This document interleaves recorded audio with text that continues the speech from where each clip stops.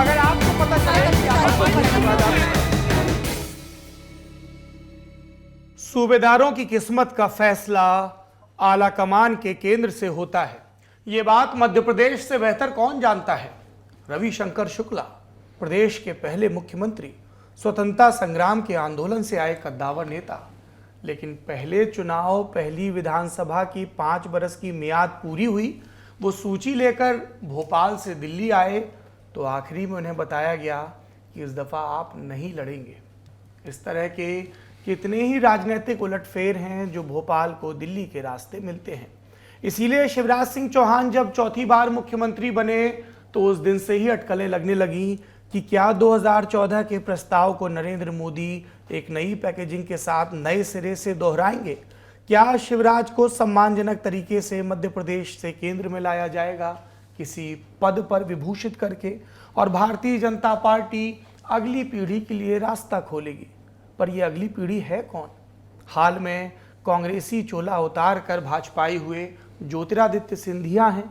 बयानों के जरिए अपना कद बढ़ाने में लगे नरोत्तम मिश्र हैं। जाने कब से इंतजार में लगे मालवा के कैलाश विजयवर्गीय हैं। संगठन से आया कोई व्यक्ति है, क्योंकि जैसे ही कोई नया प्रदेश अध्यक्ष बनता है उसके इर्द गिर्द के लोग भैया जी को अगले मुख्यमंत्री के तौर पर प्रोजेक्ट करने की शुरुआत कर देते हैं, या फिर संगठन का आशीर्वाद पाया कोई व्यक्ति डार्क हॉर्स साबित होगा। ये भाजपा के खेमे की कहानी है जिसमें चिंताओं का भरपूर प्रचार प्रसार है। उम्मीद की भी थोड़ी बहुत बात हो रही है, क्योंकि लाडली लक्ष्मी योजना का एक नया संस्करण लाडली बहना योजना है, जिसके बारे में बहुत उत्साह के साथ शिवराज सिंह चौहान और उनका प्रशासनिक अमला बात कर रहा है। एक तरफ कमल दल है, दूसरी तरफ कमलनाथ के नेतृत्व वाला दल है जो बात कर रहा है 100 यूनिट बिजली माफ और 200 यूनिट में बिल हाफ, जो बात कर रहा है 500 रुपए में सिलेंडर की बात, जो कर्नाटक और राजस्थान में भरपूर गूंज भी रही है, जो बात कर रहा है कि हम आएंगे तो धर्म का भी ख्याल रखेंगे और जेब का भी। तो एक तरफ कमलनाथ हैं जिनकी सियासत की शुरुआत कलकत्ता से दिल्ली होती है, 4 दशक के 5 दशक के पड़ाव में पसरी हुई, और दूसरी तरफ शिवराज सिंह चौहान हैं। इन दोनों के बीच की इस मुठभेड़ का क्या नतीजा निकलेगा, और जो दूसरे प्लेयर्स हैं उनकी क्या तैयारियां हैं? क्या भारतीय जनता पार्टी के लॉन्गेस्ट सर्विंग मुख्यमंत्री अपनी सरकार और अपना पद बचा पाएंगे, या फिर कर्नाटक के बाद जिन 4-5 राज्यों में चुनाव होने हैं उनमें से एक और प्रमुख मध्य प्रदेश में कांग्रेस को मुस्कुराने की वजह मिलेगी? तैयारियां जोरों पर हैं। 12 जून को जबलपुर मध्य प्रदेश के महाकौशल इलाके का केंद्र, वहां पर कांग्रेस एक बड़ी रैली कर रही है। उधर शिवराज भी अपने हवाई दौरे बढ़ा चुके हैं। ऐसे में हमें लगा कि लल्लन टॉप के इस वीकली पॉलिटिकल शो नेता नगरी में इन चुनावी राज्यों पर विस्तार से चर्चा हो। मैं हूं आपका होस्ट सौरभ द्विवेदी, बहुत बहुत स्वागत है आपका नेता नगरी में। नेता नगरी में मेरे साथ हैं मेरे सहयोगी एंड सन ऑफ सॉइल, माटी पुत्र मध्य प्रदेश से मेरे साथी निखिल वाठ, इनका भी बहुत बहुत स्वागत है। इसके अलावा हमारे साथ जुड़ रहे हैं 3 मेहमान, आपका परिचय करवाता हूं। वरिष्ठ राजनीतिक विश्लेषक संजीव श्रीवास्तव जी से, पीपुल्स समाचार के स्टेट हेड मनीष दीक्षित जी से, और इंडिया टुडे मैगजीन के ब्यूरो चीफ राहुल नरहोना जी से। आप सबका भी बहुत बहुत स्वागत है। सबसे पहले रुख करते हैं संजीव श्रीवास्तव जी का। फिलहाल वही सवाल जो क्लीशे हो चुका है, जिसको पूछते पूछते लोगों की जीभ घिस चुकी है, क्या नजर आ रहा है मध्य प्रदेश में? चुनाव को लेकर किस तरह के संकेत दिख रहे हैं, किसका पलड़ा भारी दिख रहा है, और कौन से फैक्टर्स हावी दिख रहे हैं? देखिए, सबसे पहले आपने जो शुरुआत की, मैं उसको भी बात जरूर करूंगा। जो आपने पहले मुख्यमंत्री की बात की थी, उस पर एक मेरे जो किस्सा है मुझे याद है, जरूर आपसे शेयर करूंगा। लेकिन जो मध्य प्रदेश के अभी हालात हैं, मध्य प्रदेश के हालात इस वक्त बीजेपी जितना कंफर्ट में रहा करती थी इसके पहले के चुनाव में, वैसे हालात भी कहीं नजर नहीं आते हैं। उसके बहुतेरे कारण हैं, बहुत सारे। जिस तरीके का जो मुझे लगता है, जो 2018 से 2023 का जो दौर था, जब कमलनाथ सरकार बनाने में कामयाब हुए थे, जो 7 जो अन्य लोग थे और उनकी जो 2 नंबर कम रहे थे, 116 में नंबर कम रहे थे जब 2018 में, तो उसके बाद जो कुछ हुआ जब वो सिंधिया ने जो बगावत की और सिंधिया की बगावत के बाद जब सत्ता में बीजेपी ने वापसी की, तो मुझे लगता है कि कहीं ना कहीं एक बहुत बड़ी जो अभी इस वक्त जो बीजेपी में जो अनकंफर्टनेस दिखती है सरकार को लेकर, वो एक बहुत बड़ा कारण है। और उसी से जुड़ा किस्सा है जो आपने रविशंकर शुक्ला की शुरुआत की थी, कि एक वक्त था जब यहाँ मध्य प्रदेश में उनके रहते हुए एक बगावत हुई थी। बगावत जब हुई थी तो बगावत के ठीक पहले जो मुख्यमंत्री उस समय मिस्टर सिंह बने थे, जिन्होंने बगावत करके राजमाता सिंधिया के साथ उस कांग्रेस की सरकार को गिराया था, तो वो एक बहुत सीनियर जर्नलिस्ट के पास पहुंचे थे। वो सीनियर जर्नलिस्ट का नाम जरूर मैं करूंगा, बहुत प्रमुख अखबार में थे, श्याम सुंदर बेहवार जी के पास वो पहुंचे थे। उन्होंने बताया था कि जाओ अपने उस अले बामन, मतलब वो थोड़ा सा एक उस जमाने में जिस तरीके से बात की जाती थी उसको बता देना कि उसकी सरकार गिर रही है। ये पता चला तो एक सहज भाव में उन एक प्रमुख अखबार के संपादक को व्यवहार जी अपने मालिक से उन्होंने शेयर कर लिया। मालिक से जब शेयर किया तो मालिक को बड़ा लगा कि अरे भाई ये तो बहुत बड़ी खबर भी है, और खबर तो अपनी जगह, तुम जाओ जाके बताओ मुख्यमंत्री जी को कि आपके यहाँ बगावत होने वाली है।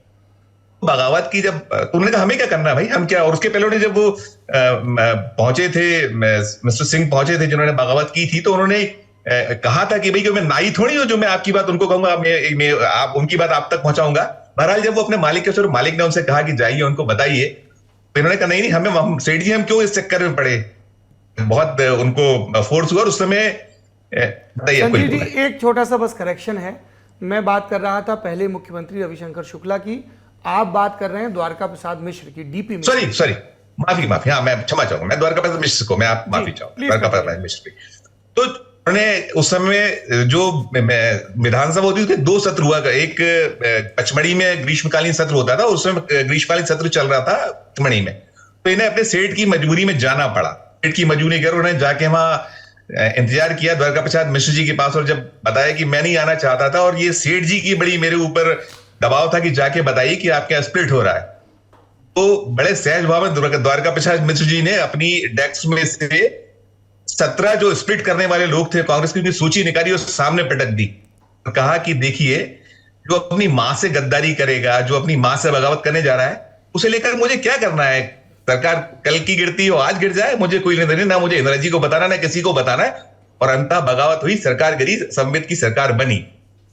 वो एक अलग किस्सा था। लेकिन आज का जो दौर है, जो ये बीजेपी ने कहीं गलती कर बैठी है, बीजेपी ने जो अपने ही मतलब जो सिंधिया के साथ मिलकर, तो वो एक बड़ा कारण बनता नजर आता है कि इस वक्त जो बीजेपी में अनकंफर्टेबल है, उसमें अभी बीजेपी को बीजेपी से बहुत ज्यादा मुश्किलों का सामना करना पड़ा है। वो लोग बेहद परेशान हैं जिन लोगों ने इन्हीं कांग्रेसियों से, जो आज बीजेपी सिंधिया के साथ उस खेमे में है, वो पूरा का पूरा खेमा आज उन जगहों पर थोड़ा सा हावी दिखता है। अब उनके टिकट कितने कटेंगे कितने नहीं कटेंगे कि ये तो सब आने वाला वक्त बताएगा।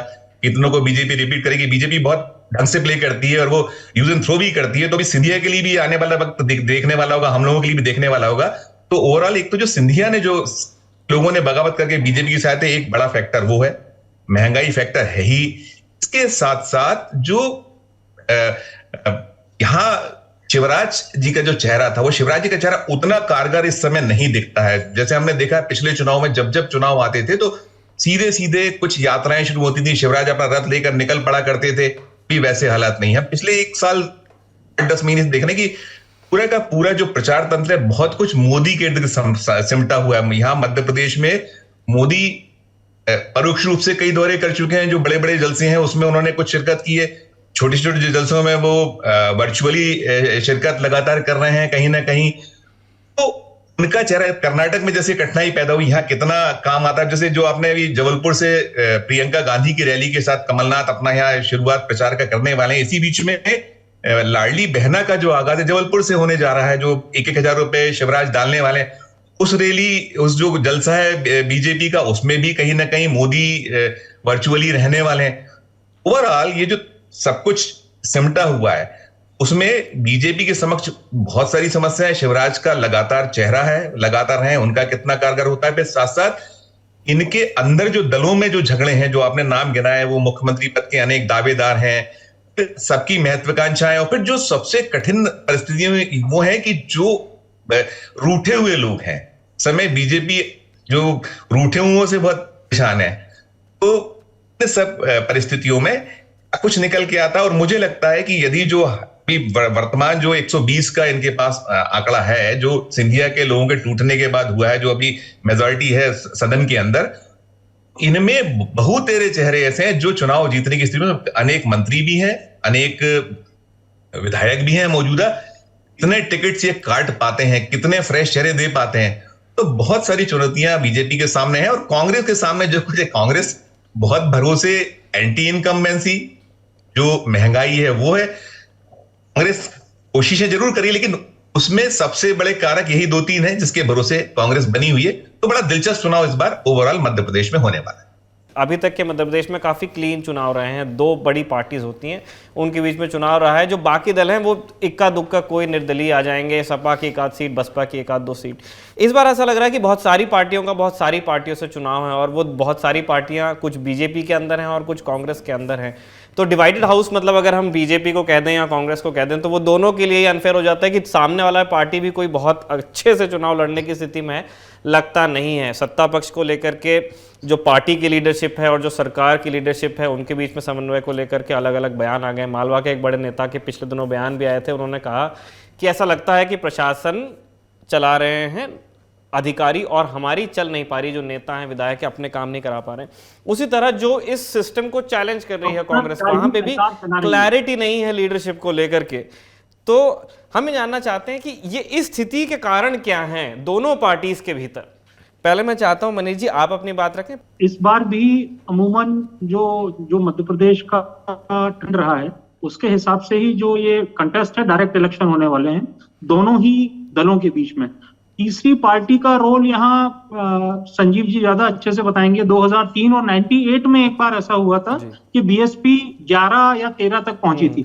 उसके बाद वो इक्का दुक्का किसी की 5 आ गई, किसी की 7 आ गई, इससे ज्यादा कभी सीटें यहाँ पर रही नहीं है किसी की। इस बार ये जरूर है कि आम आदमी पार्टी ने जो लोकल बॉडीज इलेक्शन हुए हैं मध्य प्रदेश में पिछले साल जुलाई में, उसमें उन्होंने अपना वोट शेयर काफी बढ़ाया है। उनका पिछले बार का अगर हम वोट शेयर देखें, पिछले असेंबली इलेक्शन में भी वो चुनाव लड़े थे, तो 0.75 था, वो जो बढ़ के अब 6.5% हो गया है। तो ये सिग्निफिकेंट जंप है और ये दोनों दलों के लिए चिंता की बात है। वो इसलिए है क्योंकि देखिए, अब जो पॉलिटिक्स है या अब जो इलेक्शंस हैं, उसमें बहुत सारी इलेक्शन के 2 साल पहले से ये लोग तैयारियां करते हैं।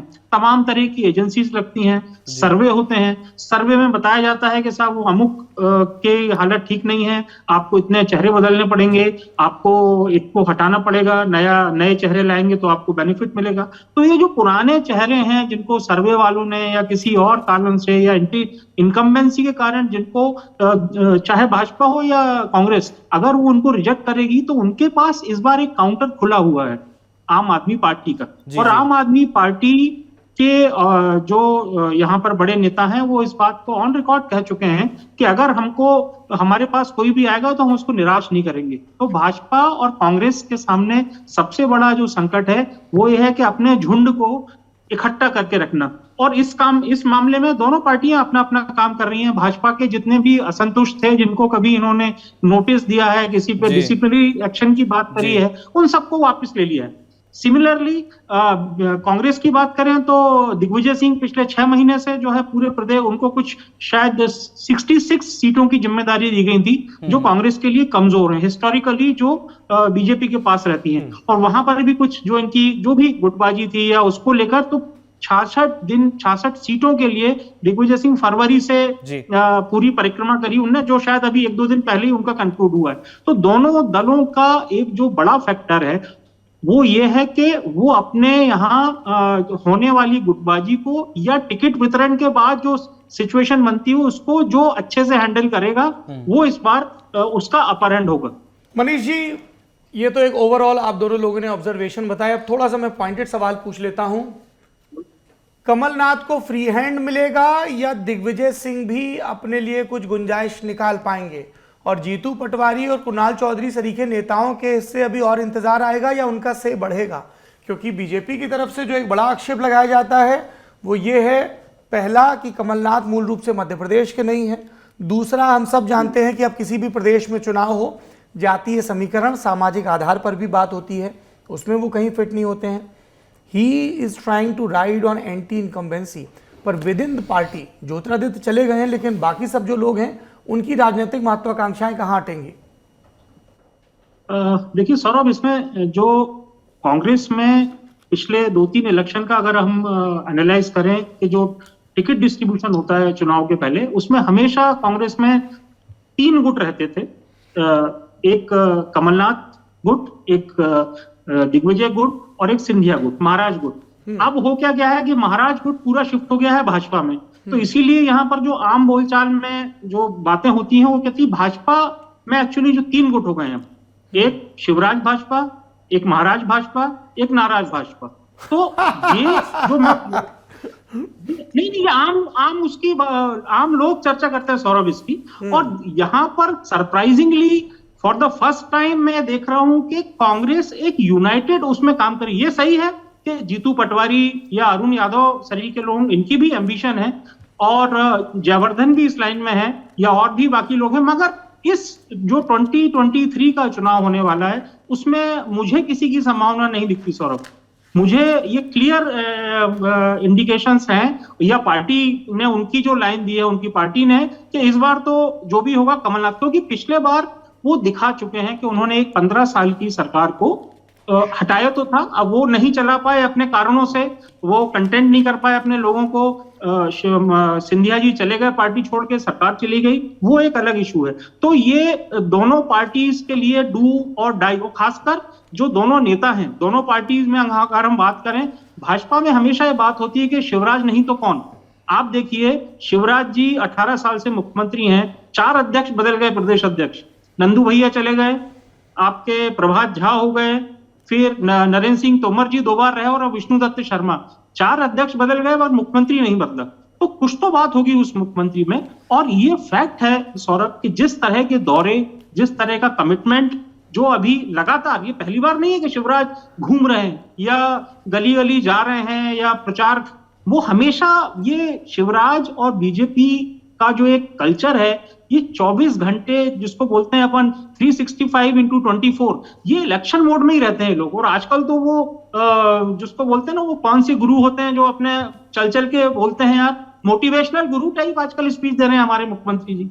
और लाडली बहना पे ये सच है कि लाडली बहना लगता है इन लोगों को, और जिस तरह से, क्योंकि 1.25 करोड़ महिलाओं का रजिस्ट्रेशन हुआ है सौरभ इसमें, और 1.25 करोड़ महिलाओं को शायद कल से वो शुरू हो जाएगा, 10 तारीख से पैसा डालना शुरू करेंगे। तो ये उस पर बहुत बड़ा दाव लगाया है सरकार ने। अब जहां तक इसकी बात है कि कांग्रेस क्या करेगी और बीजेपी क्या करेगी, बहुत सारी जो अभी बार बार एक बात और आती है कि हर 3 महीने में, 6 महीने में यहाँ एक बात चलती है जो दिल्ली तक जाती होगी, आपने भी सुनी होगी कि अब बदलने वाला है कोई, अब कोई बदलने वाला है, अब या तो शिवराज जाएंगे या बीडी जाएंगे।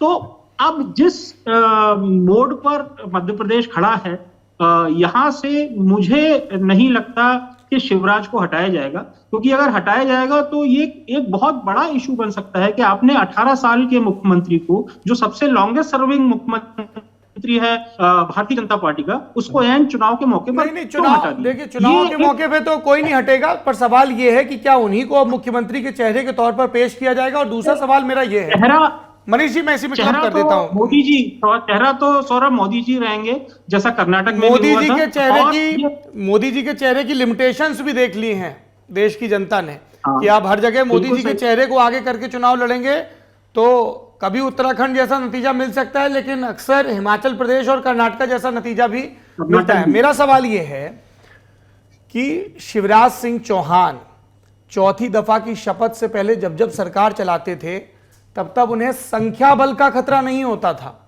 जो चैलेंजर थे वो विद इन बीजेपी फोल्ड थे, कोई महाराज, कोई ज्योतिरादित्य सिंधिया नहीं थे जिनके लिए वो नारा लगाते थे माफ करो महाराज हमारा नेता शिवराज। तो उनको भी उस चीज की आदत नहीं थी। बाकी जो पार्टी के प्रदेश अध्यक्ष रहते थे, संगठन मंत्री रहते थे, संघ के लोग, इधर के लोग, उधर के लोग, वो सब था, पर विद इन द फोल्ड था। नरोत्तम मिश्रा जैसा प्रकरण भी पहली बार हुआ है जिसमें कोई डायरेक्टली बार बार सीएम की सत्ता को चैलेंज कर रहा था, और फिर इसलिए मजबूरी में उन्हें कैबिनेट का प्रवक्ता ही बनाना पड़ा। शिवराज सिंह की अपनी एक राजनीति करने की स्टाइल थी, जिसमें वो हज यात्रियों को भी विदा करते थे, इफ्तार भी करते थे, मंदिरों का विकास भी कराते थे, और जो उनकी मामा वाली छवि थी कि स्त्री वोटर्स के बीच लोकप्रिय, हर जगह मौजूद रहने वाली, पर हम पिछला जो उनका कार्यकाल देखते हैं जो अभी चल रहा है उसमें वो इन सबसे इतर नजर आते हैं। तो अब शिवराज की असहजता भी दिख रही है, नए सिरे से वो कमर भी कसे हुए हैं। आप विधायकों से बात करिए, उनकी अपनी नाराजगी है और कहा जा रहा है कि साहब अफसरशाही पे लगाम नहीं कसी गई है। तो इन सारे चैलेंजेस को कैसे डील करेंगे वो, क्योंकि वही है ना कि फ्री हैंड है क्या इस बार, या दिल्ली से ही ज्यादातर चीजें तय होनी है? अधिकतर क्या 90% मान के चलिए आपके, हर चीज दिल्ली से तय हो रही है। इवन निगम मंडल में जो नियुक्तियां होती हैं सौरभ, वो भी उसकी हरी झंडी दिल्ली से मिलती है। तो ये सही है कि शिवराज सिंह चौहान जो पिछले 3 टर्म में थे, वो इस बार वो उनके पास ना तो उतना पावर है, आदमी वही है बट पावरलेस हो गया है वो आदमी, ये सच है। और दूसरी बात एक और पॉइंट आउट करना चाहूंगा सौरभ, कि बीजेपी के साथ हमेशा एक जो मजबूत पक्ष है वो मध्य प्रदेश में बीजेपी का संगठन बड़ा मजबूत रहा है और हमेशा इस संगठन ने बड़ा बेहतरीन काम किया है। मगर इस बार एक बड़ी अनयूजुअल चीज हो रही है कि यहाँ पर हमेशा संगठन में 2 लोग बड़े इंपॉर्टेंट रहते हैं। स्टेट बॉडीज की मैं बात करूं तो एक तो प्रदेश अध्यक्ष हो गए और दूसरे संगठन महामंत्री। अभी क्या हो गया है कि वो संगठन महामंत्री के ऊपर 2 लोग और बैठा दिए हैं उनने। एक शिव प्रकाश जी आ गए हैं, एक जामवाल जी आ गए हैं, मुरलीधर राव हैं ही, तो वो बेचारा संगठन मंत्री के पास कुछ काम नहीं बचा है। और दूसरा, आप ये कह रहे हैं कि संगठन मंत्री हितानंद शर्मा के पास उतनी शक्तियां नहीं जितनी अमूमन बीजेपी की सांगठनिक दृष्टि से किसी एक संगठन मंत्री को होती, जैसी सुनील बंसल को यूपी में थी। एग्जैक्टली वही है। उनके पास कुछ बचा नहीं, क्योंकि उनके 2 बॉस हो गए हैं सौरभ, वो अपने तरफ से खुद कोई डिसीजन नहीं ले पाते। अच्छा, एक सवाल मेरा आप दोनों से है, फिर मेरे साथी निखिल सवाल पूछेंगे। बीजेपी की रणनीति में एक और पत्ता नजर आ रहा है, वो पत्ता है कथावाचकों का, घूम घूम कर प्रदेश में माहौल बनाने का। हमारे सूत्रों ने बताया कि आप जरा चेक करिए कि बागेश्वर धाम और बागेश्वर धाम वाले धीरेन्द्र शास्त्री, देवकी नंदन और जितने ये कथावाचक हैं, इनकी कथाएं किस राज्य में सबसे ज़्यादा लगी हैं अक्टूबर तक, और वहाँ पे जो प्रवचन हो रहे हैं उनकी टोन क्या है और जो खबरें आ रही हैं उनकी टोन क्या है। इस पर क्या कहेंगे, आप लोगों के पास क्या जानकारी है? पहले संजीव जी आपके पास आते हैं। नहीं, बिल्कुल ये कथाओं का दौर तेजी से चल रहा है। भोपाल में ही 10 तारीख कल से विश्वास सारंग कथा कराने जा रहे हैं। वो वी शर्मा की कथा हो रही है और काफी बड़ी तादाद में, जैसा कि देखा है, लाखों लाख लोग जुट रहे हैं।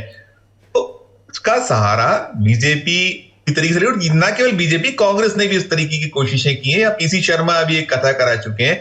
ये पता है कि कैसे, आप देखिए, कम समय में कितना ज्यादा कुछ गेन कर जाइए, खासकर वोटरों को हम कितनी देर तक समय तक अपनी बात को रख सके। और उस कथाओं में जो हिंदुत्व की बात इधर भी होती है उधर भी होती है।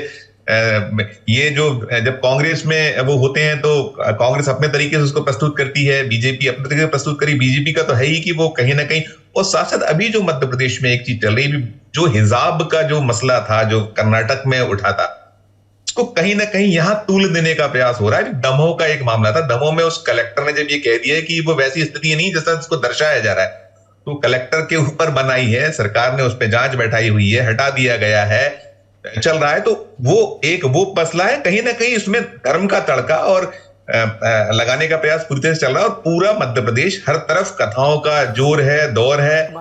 वो कोई भी दल हो लगा हुआ है। वो मैं बात कर रहा था, वो मुझसे गलती हुई, द्वारका प्रसाद मिश्र जी के दौर की बात थी और डॉक्टर गोविंद नारायण सिंह जी का वो किस्सा था, उसको मैं सुधार करता हूं। लेकिन हाँ, ये कितना रंग ला पाएगा, लोग तो जुट रहे हैं और लोगों को अपील भी करता है जब इस तरीके की बातें होती हैं, जो उस तरीके की मानसिकता के जो लोग हैं या उसको जो जिस तरीके से जुड़ाव होता है, तो पूरी कोशिश हो रही है कि कैसे इस मामले को पोलराइजेशन की ओर ले जाया जाए।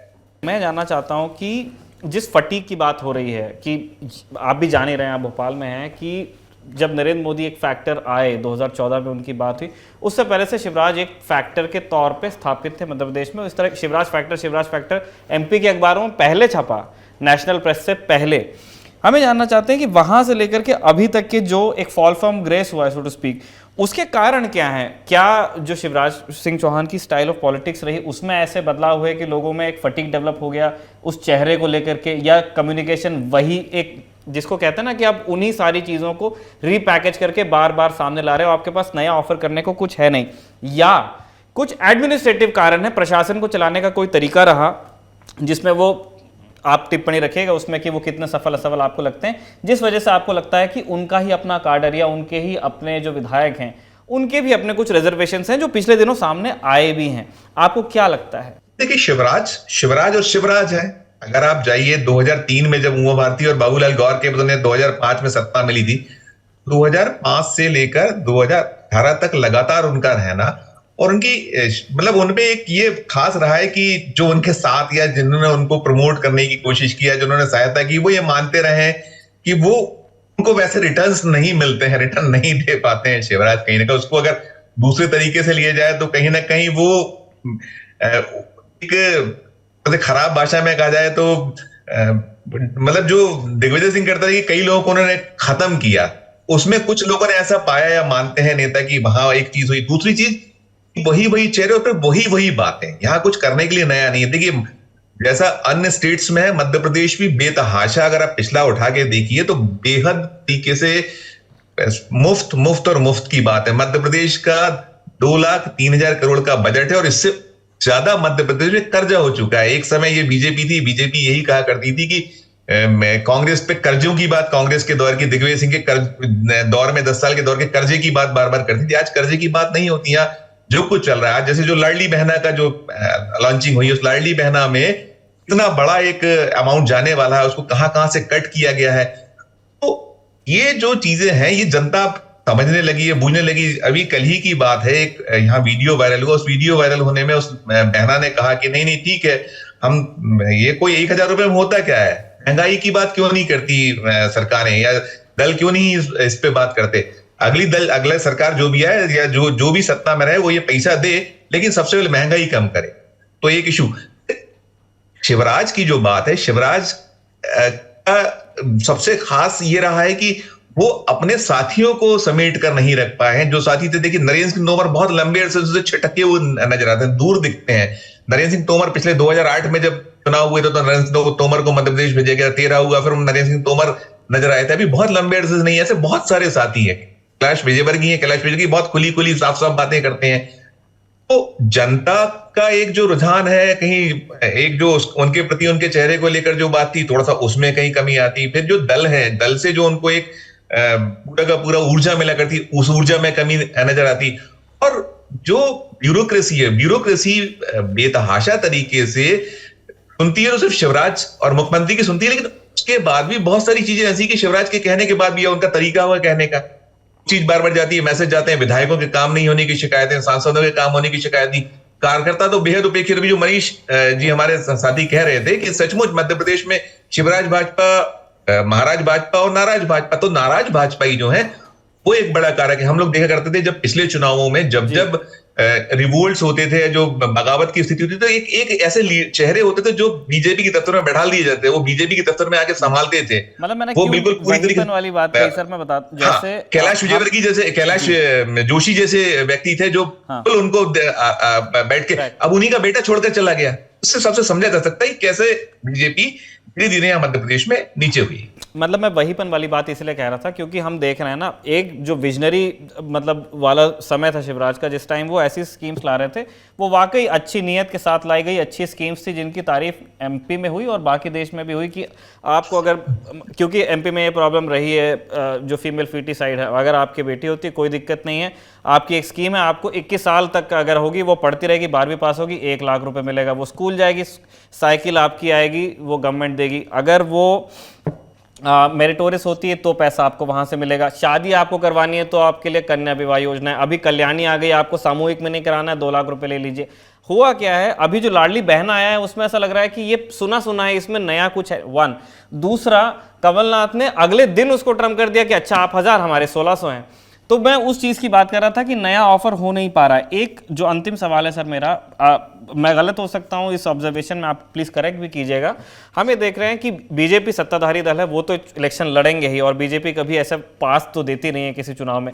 कांग्रेस का कहना है कि वो इकट्ठा होकर लड़ेंगे। हम ये देख रहे हैं कि एक हिंदी भाषी राज्य है जहां अरविंद केजरीवाल को कम्युनिकेशन की प्रॉब्लम नहीं आएगी। उन्होंने गुजरात में जाके चुनाव लड़ा, लेकिन एमपी में एक्टिविटी कुछ कम नहीं लग रही है आपको सर? नहीं, देखिए वो इस तरीके से बहुत खुल के तो नहीं नजर आ रहे हैं केजरीवाल उस तरीके से, लेकिन कहीं मतलब ना मैं कहीं वो इसी डार्क फिनोमेना पे टिप्पणी चाह रहा हूं कि ऐसा कैसे हो रहा है, क्योंकि तरह तरह की बातें लोग करते हैं। अब उसमें वही इसके निहितार्थ तो निकाले ही जा रहे हैं कि यहाँ क्यों नहीं है केजरीवाल। जितना एग्रेसिव अंदाज में उन्होंने दूसरे स्टेट्स में किया, उनके पास गुंजाइश है। अभी जो मनीष ने कहा कि 6.5% के आसपास का उनका वोट शेयर है, उन्होंने डिंडोरी सरी के इलाके में एक अपना सीट जीती है, महापौर की सीट निकाल के लाए, सिंगरौली में महापौर की सीट निकाल के लाए हैं।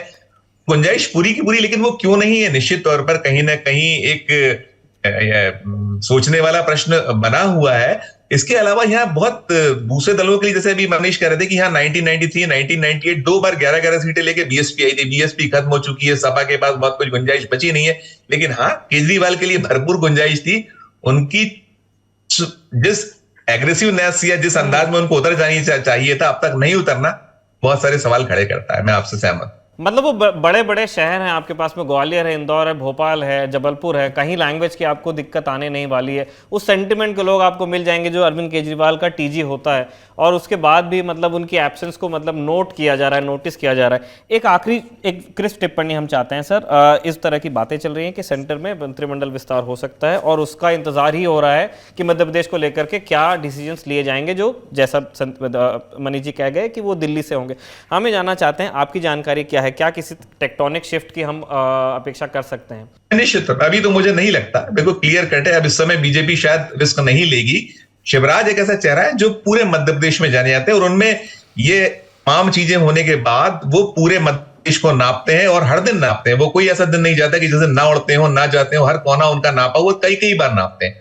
मुझे लगता है वो जो इनके ये फैक्ट है कि भरपूर आपस में खींचतान है संगठन और मुख्यमंत्री जो है, खासकर प्रदेश अध्यक्ष वी.डी. शर्मा, और इनको लेकर बहुत सारे जो सोर्सेस है सब क्लियर कट, और अनेक मौकों पर जो दोनों जब साथ होते हैं तो उनकी वो जो लैंग्वेज, बॉडी लैंग्वेज होती है, जो बातचीत का सिलसिला होता है, दर्शाता है, दिखलाता है कि सब कुछ ठीक ठाक नहीं है।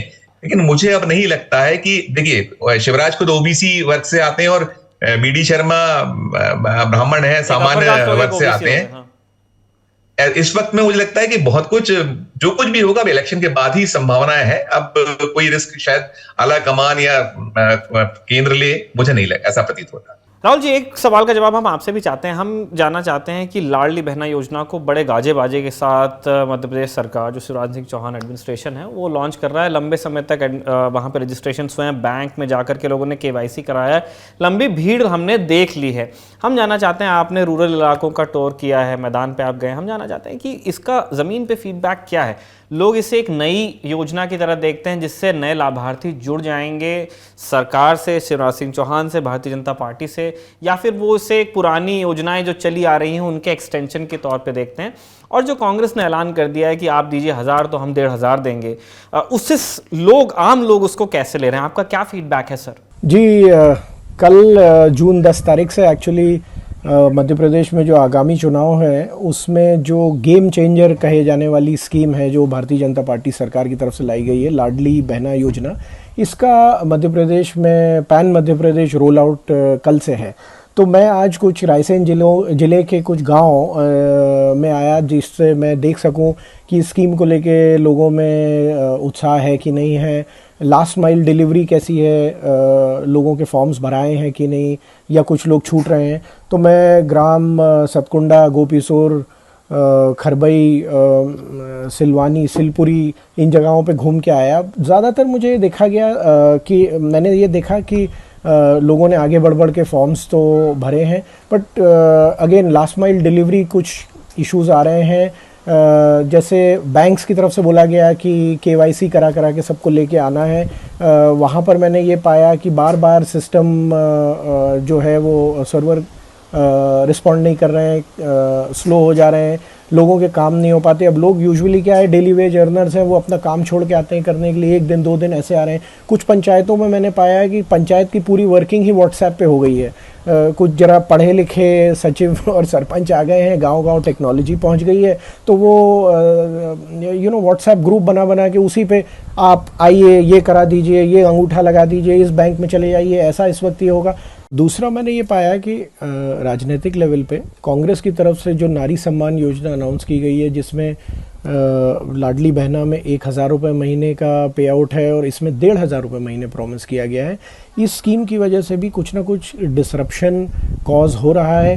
अभी इस वक्त तो सब लोग अपने फॉर्म्स भर रहे हैं कि हमें जो अभी मिलना है वो तो मिल जाए, लेकिन साथ साथ जो कांग्रेस ने भी फॉर्म्स भराने की प्रक्रिया स्टार्ट करवाई है, उसको देख के भी कुछ लोग वो फॉर्म्स भी भर रहे हैं, आगे आ रहे हैं, उसको भी लेके कुछ थोड़ा बहुत एंथुजियाज्म है। बट अगेन वो डिपेंड करेगा कांग्रेस के उस क्षेत्र के डीसीसी प्रेसिडेंट्स कितने एक्टिव हैं, उस क्षेत्र में जो एग्जिस्टिंग एमएलएज हैं वो कितने एक्टिव हैं।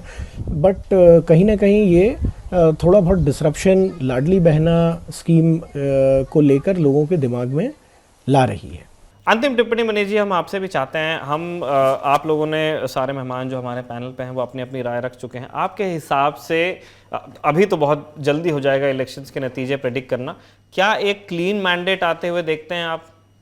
क्योंकि आप जो भी जवाब देंगे उसमें काफी कुछ क्लियर हो ही जाएगा लोगों को। मैंडेट तो क्लीन आएगा, वो जिस तरफ भी जाए, क्योंकि मध्य प्रदेश ने पिछले बार सबसे नैरो मार्जिन से जिसको बोलते हैं मैंडेट दिया था कि कुछ जो अपना 115 से 2, 4, 5 सीटें ज्यादा दी थी कांग्रेस को, और अपोजिशन के और पावर के बीच में ज्यादा डिफरेंस नहीं था। मगर इस बार जो सिचुएशन दिख रही है उसमें ये क्लियर है कि जो भी पार्टी सत्ता में आएगी वो 130 या 35 प्लस से सरकार बनाएगी, ये मैं दावे से कह सकता हूँ। ठीक है सर, इस दावे पर हमारे दर्शक भी अपनी राय रखेंगे। आप सभी का शुक्रिया, हम शुक्रिया करें मनीष जी आपका, राहुल जी आपका, संजीव जी आपका भी। मध्य प्रदेश में जब तक के चुनाव हो नहीं जाते हैं, नई सरकार आ नहीं जाती, ललन टॉप की बारीक नज़र बनी रहेगी। लगातार मध्य प्रदेश के टूर्स ललन टॉप करता रहेगा और नेता नगरी में भी आप इस तरह की चर्चाएँ देखते रहेंगे। चलते हैं नेता नगरी के अगले सत्र की ओर। नेता नगरी के सत्र में हम बात करने वाले हैं छत्तीसगढ़ की। कई लोगों की नज़र में वो इकलौता स्टेट जिसके बारे में कांग्रेस की सेंट्रल लीडरशिप और स्टेट लीडरशिप दोनों कन्विंस्ड हैं कि ये स्टेट हम जीत सकते हैं 2023 के विधानसभा चुनाव में, अगर सब कुछ ठीक रहा, कंटिन्यूटी बनी रही, मोमेंटम बना रहा तो। चीफ मिनिस्टर भूपेश बघेल, उन्होंने खुद को इस्टेब्लिश किया, उनके नेतृत्व को जो चुनौती मिली उसको वो झेल गए, अभी भी चीफ मिनिस्टर बने हुए हैं, मजबूत हैं। और दूसरी तरफ भारतीय जनता पार्टी है जिनके हाथ से 5 साल पहले सत्ता गई थी, लेकिन जैसा कि हम जानते हैं बीजेपी किसी भी चुनाव को वाइट स्वीप नहीं देती है, कभी भी पास ओवर जो न देने का बीजेपी का चलन है वो इस बार छत्तीसगढ़ में भी दोहराया जाएगा। वो पूरे दमखम से चुनाव लड़ने की इच्छा रखते हैं, ऐसा उनकी स्टेट लीडरशिप का कहना है। तो चुनाव के नतीजे किस तरफ जा सकते हैं, फिलहाल छत्तीसगढ़ के मुद्दे क्या हैं और पॉलिटिक्स का हाल क्या है, इस पर बात करने के लिए हमारे साथ 3 मेहमान हैं। हम तीनों का एक एक करके तारुफ आपसे करा देते हैं। पहले मेहमान हमारे हैं सुनील कुमार जी, आप संपादक हैं छत्तीसगढ़ के। बहुत बहुत स्वागत है सर। नमस्कार। हमने आपको छत्तीसगढ़ का संपादक का, हमारे दर्शक जाने कि आपके अखबार का नाम छत्तीसगढ़ ही है, तो जिस स्टेट से आप आते हैं, जिस स्टेट से आपको प्रेम है, उसी पर आपके अखबार का भी नाम है। अगले मेहमान सुदीप श्रीवास्तव हैं, आप वरिष्ठ राजनीतिक विश्लेषक हैं, बहुत बहुत स्वागत है सर आपका। और तीसरी मेहमान हमारी अपनी इंडिया टुडे फैमिली से सुमी राजप्पन हैं, आप छत्तीसगढ़ की स्टेट हेड हैं इंडिया टुडे ग्रुप और आज तक के लिए। बहुत बहुत स्वागत है मैम आपका भी। Thank you so much for having me. मेरा पहला प्रश्न सुनील जी के लिए है। सर, हम ये जानना चाह रहे हैं, जैसा कि हमने पहले भी कहा कि कांग्रेस की जो लीडरशिप है, आप उनसे पब्लिकली बात कीजिए या फिर आप अनौपचारिक रूप से बात कीजिए, या जो खुद चीफ मिनिस्टर हैं भूपेश बघेल, वो एक कॉन्फिडेंस एक्सूड करते हैं। वो कहते हैं कि ये चुनाव तो हम निकाल देंगे, एमपी और राजस्थान देखा जाएगा लेकिन छत्तीसगढ़ में वी आर कंफर्टेबल। आप चीज़ें ज़्यादा करीब से देख रहे हैं, ये पब्लिक पॉस्चरिंग है, ये मैसेजिंग है, या फिर ये जो दावा किया जा रहा है इसके पीछे आप कोई ठोस आधार भी पा रहे हैं, या सत्य इससे बिल्कुल अलग है?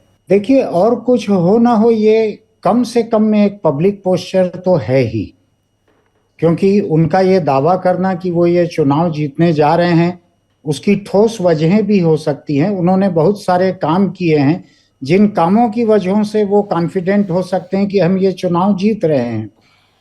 लेकिन इसके साथ साथ एक दूसरी चीज है जो मैं कहना चाहूँगा कि अभी से चुनाव के बीच में जो 3 महीने 4 महीने का जो वक्त है, ये वक्त बड़ा ही क्रिटिकल है। आज उनका जो पब्लिक पोस्चर है या आज उनका जो कॉन्फिडेंस है, इसमें अगले 4 महीने में बहुत सारी दूसरी चीजें हो सकती हैं। तो आज का उनका कॉन्फिडेंस अनिवार्य रूप से नतीजों में तब्दील हो जाएगा, जीत में तब्दील हो जाएगा, ये मानना थोड़ा सा मुश्किल है मेरे लिए। लेकिन ये भी है, किसी एक सरकार में रहते हुए कोई व्यक्ति जितना काम कर सकता है वेलफेयर फ्रंट पर, पॉपुलरिटी के फ्रंट पर, उस काम में कोई कमी भी नहीं की है भूपेश बघेल ने। मैं सुदीप जी आपकी भी टिप्पणी इसी बिंदु पर चाहता हूँ। सुनील जी ने कहा कि वो उनके काम को अपने तरफ से रेट कर रहे हैं। हम जानना चाहते हैं कि क्या आप उस आकलन से इत्तेफाक रखते हैं, और दूसरी चीज़ ये कि कौन से वो चुनौतियां थी जिनको पार पाके भूपेश बघेल यहाँ पे पहुंचे, क्योंकि हमने देखा कि बीच में एक वक्त था कि वो विधायक बस में भर के दिल्ली में परेड करा रहे थे, वो एक मुश्किल वक्त था, और आज हम इस स्थिति में बात कर रहे हैं कि एक कॉन्फिडेंट माहौल की बात हो रही है। आप उनके काम को इसी तरह देख रहे हैं, और जिस तरह से उन्होंने खुद को इस्टेब्लिश किया है उसके बारे में हमारे दर्शकों को प्लीज बताइए। देखिए, कांग्रेस का जो कॉन्फिडेंस है, उस कॉन्फिडेंस की वजह थोड़ा सा आपको पिछला जो इलेक्शंस हुए हैं उनके रिजल्ट्स को देखना चाहिए। कांग्रेस 2003, 8 और 13 का चुनाव हार गई, लेकिन उसके बावजूद उसकी जो वोट परसेंटेज है और जो सीटें हैं वो लगातार इतनी बनी रही कि वो स्ट्राइकिंग डिस्टेंस पर थी। लगातार 3 सरकार चलाने के बाद भी रमन सिंह की भाजपा सरकार बीजेपी के लिए कंफर्टेबल मेजॉरिटी एक बार भी नहीं ला पाए। ये बताता है कि जो छत्तीसगढ़ में कम से कम विधानसभा चुनावों में मध्य प्रदेश के समय से जो तासीर है वो कांग्रेस के लिए सूट करती है। दूसरी चीज ये है कि जो कठिन समय भूपेश बघेल ने पार किया, वो कठिन समय ये नहीं है जो अभी हमको दिखाई देता है। वो कठिन समय वो था जब कांग्रेस पूरी तरह जोगी के गिरफ्त में थी, अजीत जोगी के गिरफ्त में, और ये कहा जाता था कि अजीत जोगी के कारण ही वो इतने बड़े डिविसिव फिगर हैं कि कांग्रेस को मेजॉरिटी नहीं मिल रही है। अजीत जोगी के समर्थक कुछ सेगमेंट में बहुत पावरफुल थे, मिलिटेंट थे, लेकिन वो एक रेनबो कोalition बनाने में कामयाब कभी नहीं हुए। तो जब अजीत जोगी को बाहर, एक दिन पहले उन्होंने शायद बिलासपुर के सम्मेलन में ही कहा है कि जिस दिन हमने जोगी को बाहर निकाला उसी दिन कांग्रेस की जीत सुनिश्चित हो गई। तो इस बार का जो कॉन्फिडेंस है वो इसके कारण भी है कि इस बार अजीत जोगी के नेतृत्व वाली पार्टी जितने वोट पिछले बार काट पाई थी उतने वोट काटते नहीं दिख रही है, और कांग्रेस ये मानती है कि वोट जो जोगी की पार्टी और बसपा अलायंस को मिले थे वो कांग्रेस को वापस आएंगे। इन सब कारणों से जो उनका कॉन्फिडेंस है वो दिखाई देता है, और उस पर एक और रीजन है कि बीजेपी का कुनबा बिखरा हुआ दिखाई दे रहा है। अभी तक वो लड़ाई को फ्रंट फुट पर खेलते दिख नहीं रहे हैं। वो हर चीज के लिए केंद्र पर आश्रित है। स्टेट लीडरशिप में बहुत ज्यादा कंफ्यूजन है, और जो नया नेतृत्व देने का इन्होंने प्रयास किया है वो एस्टेब्लिश नहीं हुआ है। सर, मैं इस बिखराव के कुछ कारण जैसे एक जो आपने केंद्र पे निर्भरता वाली बात कही, वो एक तो बात वही वो थोड़ी सी ऑब्वियस भी है कि भाई अगर आप गवर्नमेंट में नहीं हैं तो ऑब्वियसली आप अपनी सेंट्रल लीडरशिप से हिंट्स लेते हैं, रिसोर्सेज के लिए थोड़ा आश्रय तो चाहिए। हम जानना चाहते हैं कि ये जो 5 साल का समय गया, एक इससे पहले बहुत लंबे समय तक ये पार्टी ने पावर एंजॉय किया, पार्टी के पास पूरा वक्त था अपने लीडर्स को ग्रूम करने का, अपने संगठन को मजबूत रखने का। बावजूद इसके आपका ये मत है कि पार्टी की हालत ठीक नहीं है, उसमें किसी तरह का बिखराव है, इसके क्या कारण आप पा रहे हैं? देखिए, जो सामान्य रूप से होता है कि अगर कोई मुख्यमंत्री लगातार तीसरे टर्म तक जीतता हुआ आ जाए और मुख्यमंत्री बने रहे तो वो एक ह्यूमन नेचर के अपने वो जो क्लोज जो पास के रेस के घोड़े हैं जो उसको रिप्लेस कर सकते हैं उनको कमजोर करता है। तो बीजेपी में भी यही हुआ है। तीसरा कार्यकाल आते आते रमन सिंह ने उन सारे भाजपा के सेकेंड लाइन लीडर को कमजोर किया। आज रमन सिंह जब बाहर हो गए हैं और उनकी वो अपील नहीं है पहली वाली, तो बीजेपी नए नेतृत्व किसको दिया जाए इसके लिए बहुत असमंजस में है। जो लीडर उनके पास हैं अवेलेबल सेकेंड लाइन के, उन पर वो भरोसा नहीं करके इन्होंने एकदम ही नए पहली बार के सांसद बने बिलासपुर से अरुण साव को प्रदेश अध्यक्ष बनाया है।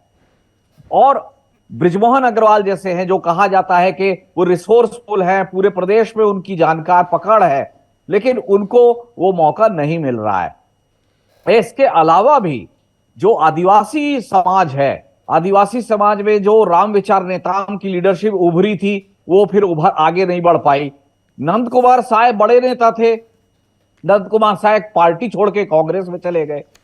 तो आदिवासी समाज में हो, ओबीसी में हो, जो दो बड़े सेक्शन हैं, जो दोनों मिलकर करीब 78% वोट बैंक है, वो उस दोनों में उनके पास अभी कोई इतना बड़ा प्रभावी चेहरा नहीं है, नहीं दिखाई दे रहा है जो इस मुकाबला कर सके। कर्नाटक में हमने क्या देखा, बीजेपी की सेंट्रल लीडरशिप ने पूरी ताकत लगाई, लेकिन येदियुरप्पा वहां नहीं थे। येदियुरप्पा ने अपने आप को पीछे कर लिया था। बोमई के ऊपर वो भरोसा बीजेपी कैडर का और वोटर का नहीं हो पाया, और परिणाम आपके सामने हैं। तो योगी आप देखें, उसके मुकाबले उत्तर प्रदेश में योगी 5 साल में खुद मजबूत हुए। योगी आदित्यनाथ एक बड़े मुख्यमंत्री के रूप में उभरे, उसका फायदा बीजेपी को मिला सेकेंड बार में 2022 में। तो स्टेट लीडरशिप भी मजबूत होना उतना ही जरूरी है जितना सेंटर लीडरशिप बीजेपी की मजबूत है। वो आज सबसे बड़ी कमी है छत्तीसगढ़ में। मैं अब सुमी मैम आपके पास आना चाहता हूँ। हमने हमारे पैनल पे जो 2 मेहमान हैं, उन्होंने एक कमेंट अपना रख दिया है कि वो छत्तीसगढ़ सरकार जो भूपेश बघेल की लीडरशिप में चल रही है उसको वो कैसे रेट करते हैं काम को लेकर के, और उन्होंने बीजेपी की लीडरशिप पे भी एक टिप्पणी की। हमें जानना चाहते हैं कि जो ये 5 साल भूपेश बघेल का रूल रहा है, उसके अंदर भी बीच में हमने देखा है कि बड़े ऐसे मौके आए जब उनके लिए चीज़ें थोड़ी सी ऑकवर्ड हुई। वो बस्तर में वो तनाव हो सकता है जो बाकी समाज और आदिवासी समाज के बीच में हुआ, काफ़ी वायलेंस हुई। हमने भी उसको कवर किया था, दलन टॉप के दर्शकों ने हमारे रिपोर्ट्स देखी। फिर उसके बाद हम ये देख रहे हैं कि जो ऊपर का इलाका है, रायपुर, बिलासपुर, वो जो पेरिफेरी है जहाँ पे जो प्रीडोमिनेंटली आदिवासी नहीं है, वहाँ पे हमने देखा है कि लगातार ऐसी घटनाएं हुई हैं जिनको हमने जोड़कर देखा हिंदुत्व से, और उसमें भूपेश बघेल के लिए थोड़ा सा मामला अनकंफर्टेबल हो गया कि वो किस साइड में खड़े दिखें। हमें इन सारी चीज़, और फिर हमारे पास में माइनिंग बेल्ट के वो उदाहरण है जहाँ पे भूपेश बघेल सरकार के जो डिसीजंस थे, माइनिंग के जो परमिट्स देना या जिन उद्योगपतियों को उन्होंने माइंस कमीशन की, उनके साथ में तुलना की जाती थी। उनकी नेशनल लीडरशिप जो राहुल गांधी के बयान होते थे, उनसे पूछा जाता है कि राहुल गांधी तो आप यहाँ ये बयान दे रहे हैं और आप वहाँ पे जंगल खुदवा दे रहे हैं। इस ऑकवर्डनेस को भूपेश बघेल ने कैसे डील किया है, और क्या इसने कहीं डैमेज किया है? जी, बहुत ही बढ़िया सवाल है आपका, और इसीलिए मुझे ऐसा लगता है कि आपने जो एक ऑकवर्डनेस की बात कही, सबसे पहले मैं उसको एड्रेस करूं। ये जो ऑकवर्डनेस है, ये एक्चुअली अभी भी ये संकट के बादल हैं जो कांग्रेस के ऊपर मंडरा रहे हैं, और इलेक्शन तक ये साफ हो जाएगा कि ये कितने उनको डैमेज करने वाले हैं। लेकिन जहां तक ये जो ऑकवर्डनेस आपने कहा, ये बिल्कुल बहुत बड़ा एक फैक्टर है जो कांग्रेस के लिए काफी खतरे वाला फैक्टर है। वो है टी.एस. सिंहदेव का नाराज रहना और उनको बिल्कुल साइडलाइन दरकिनार कर देना।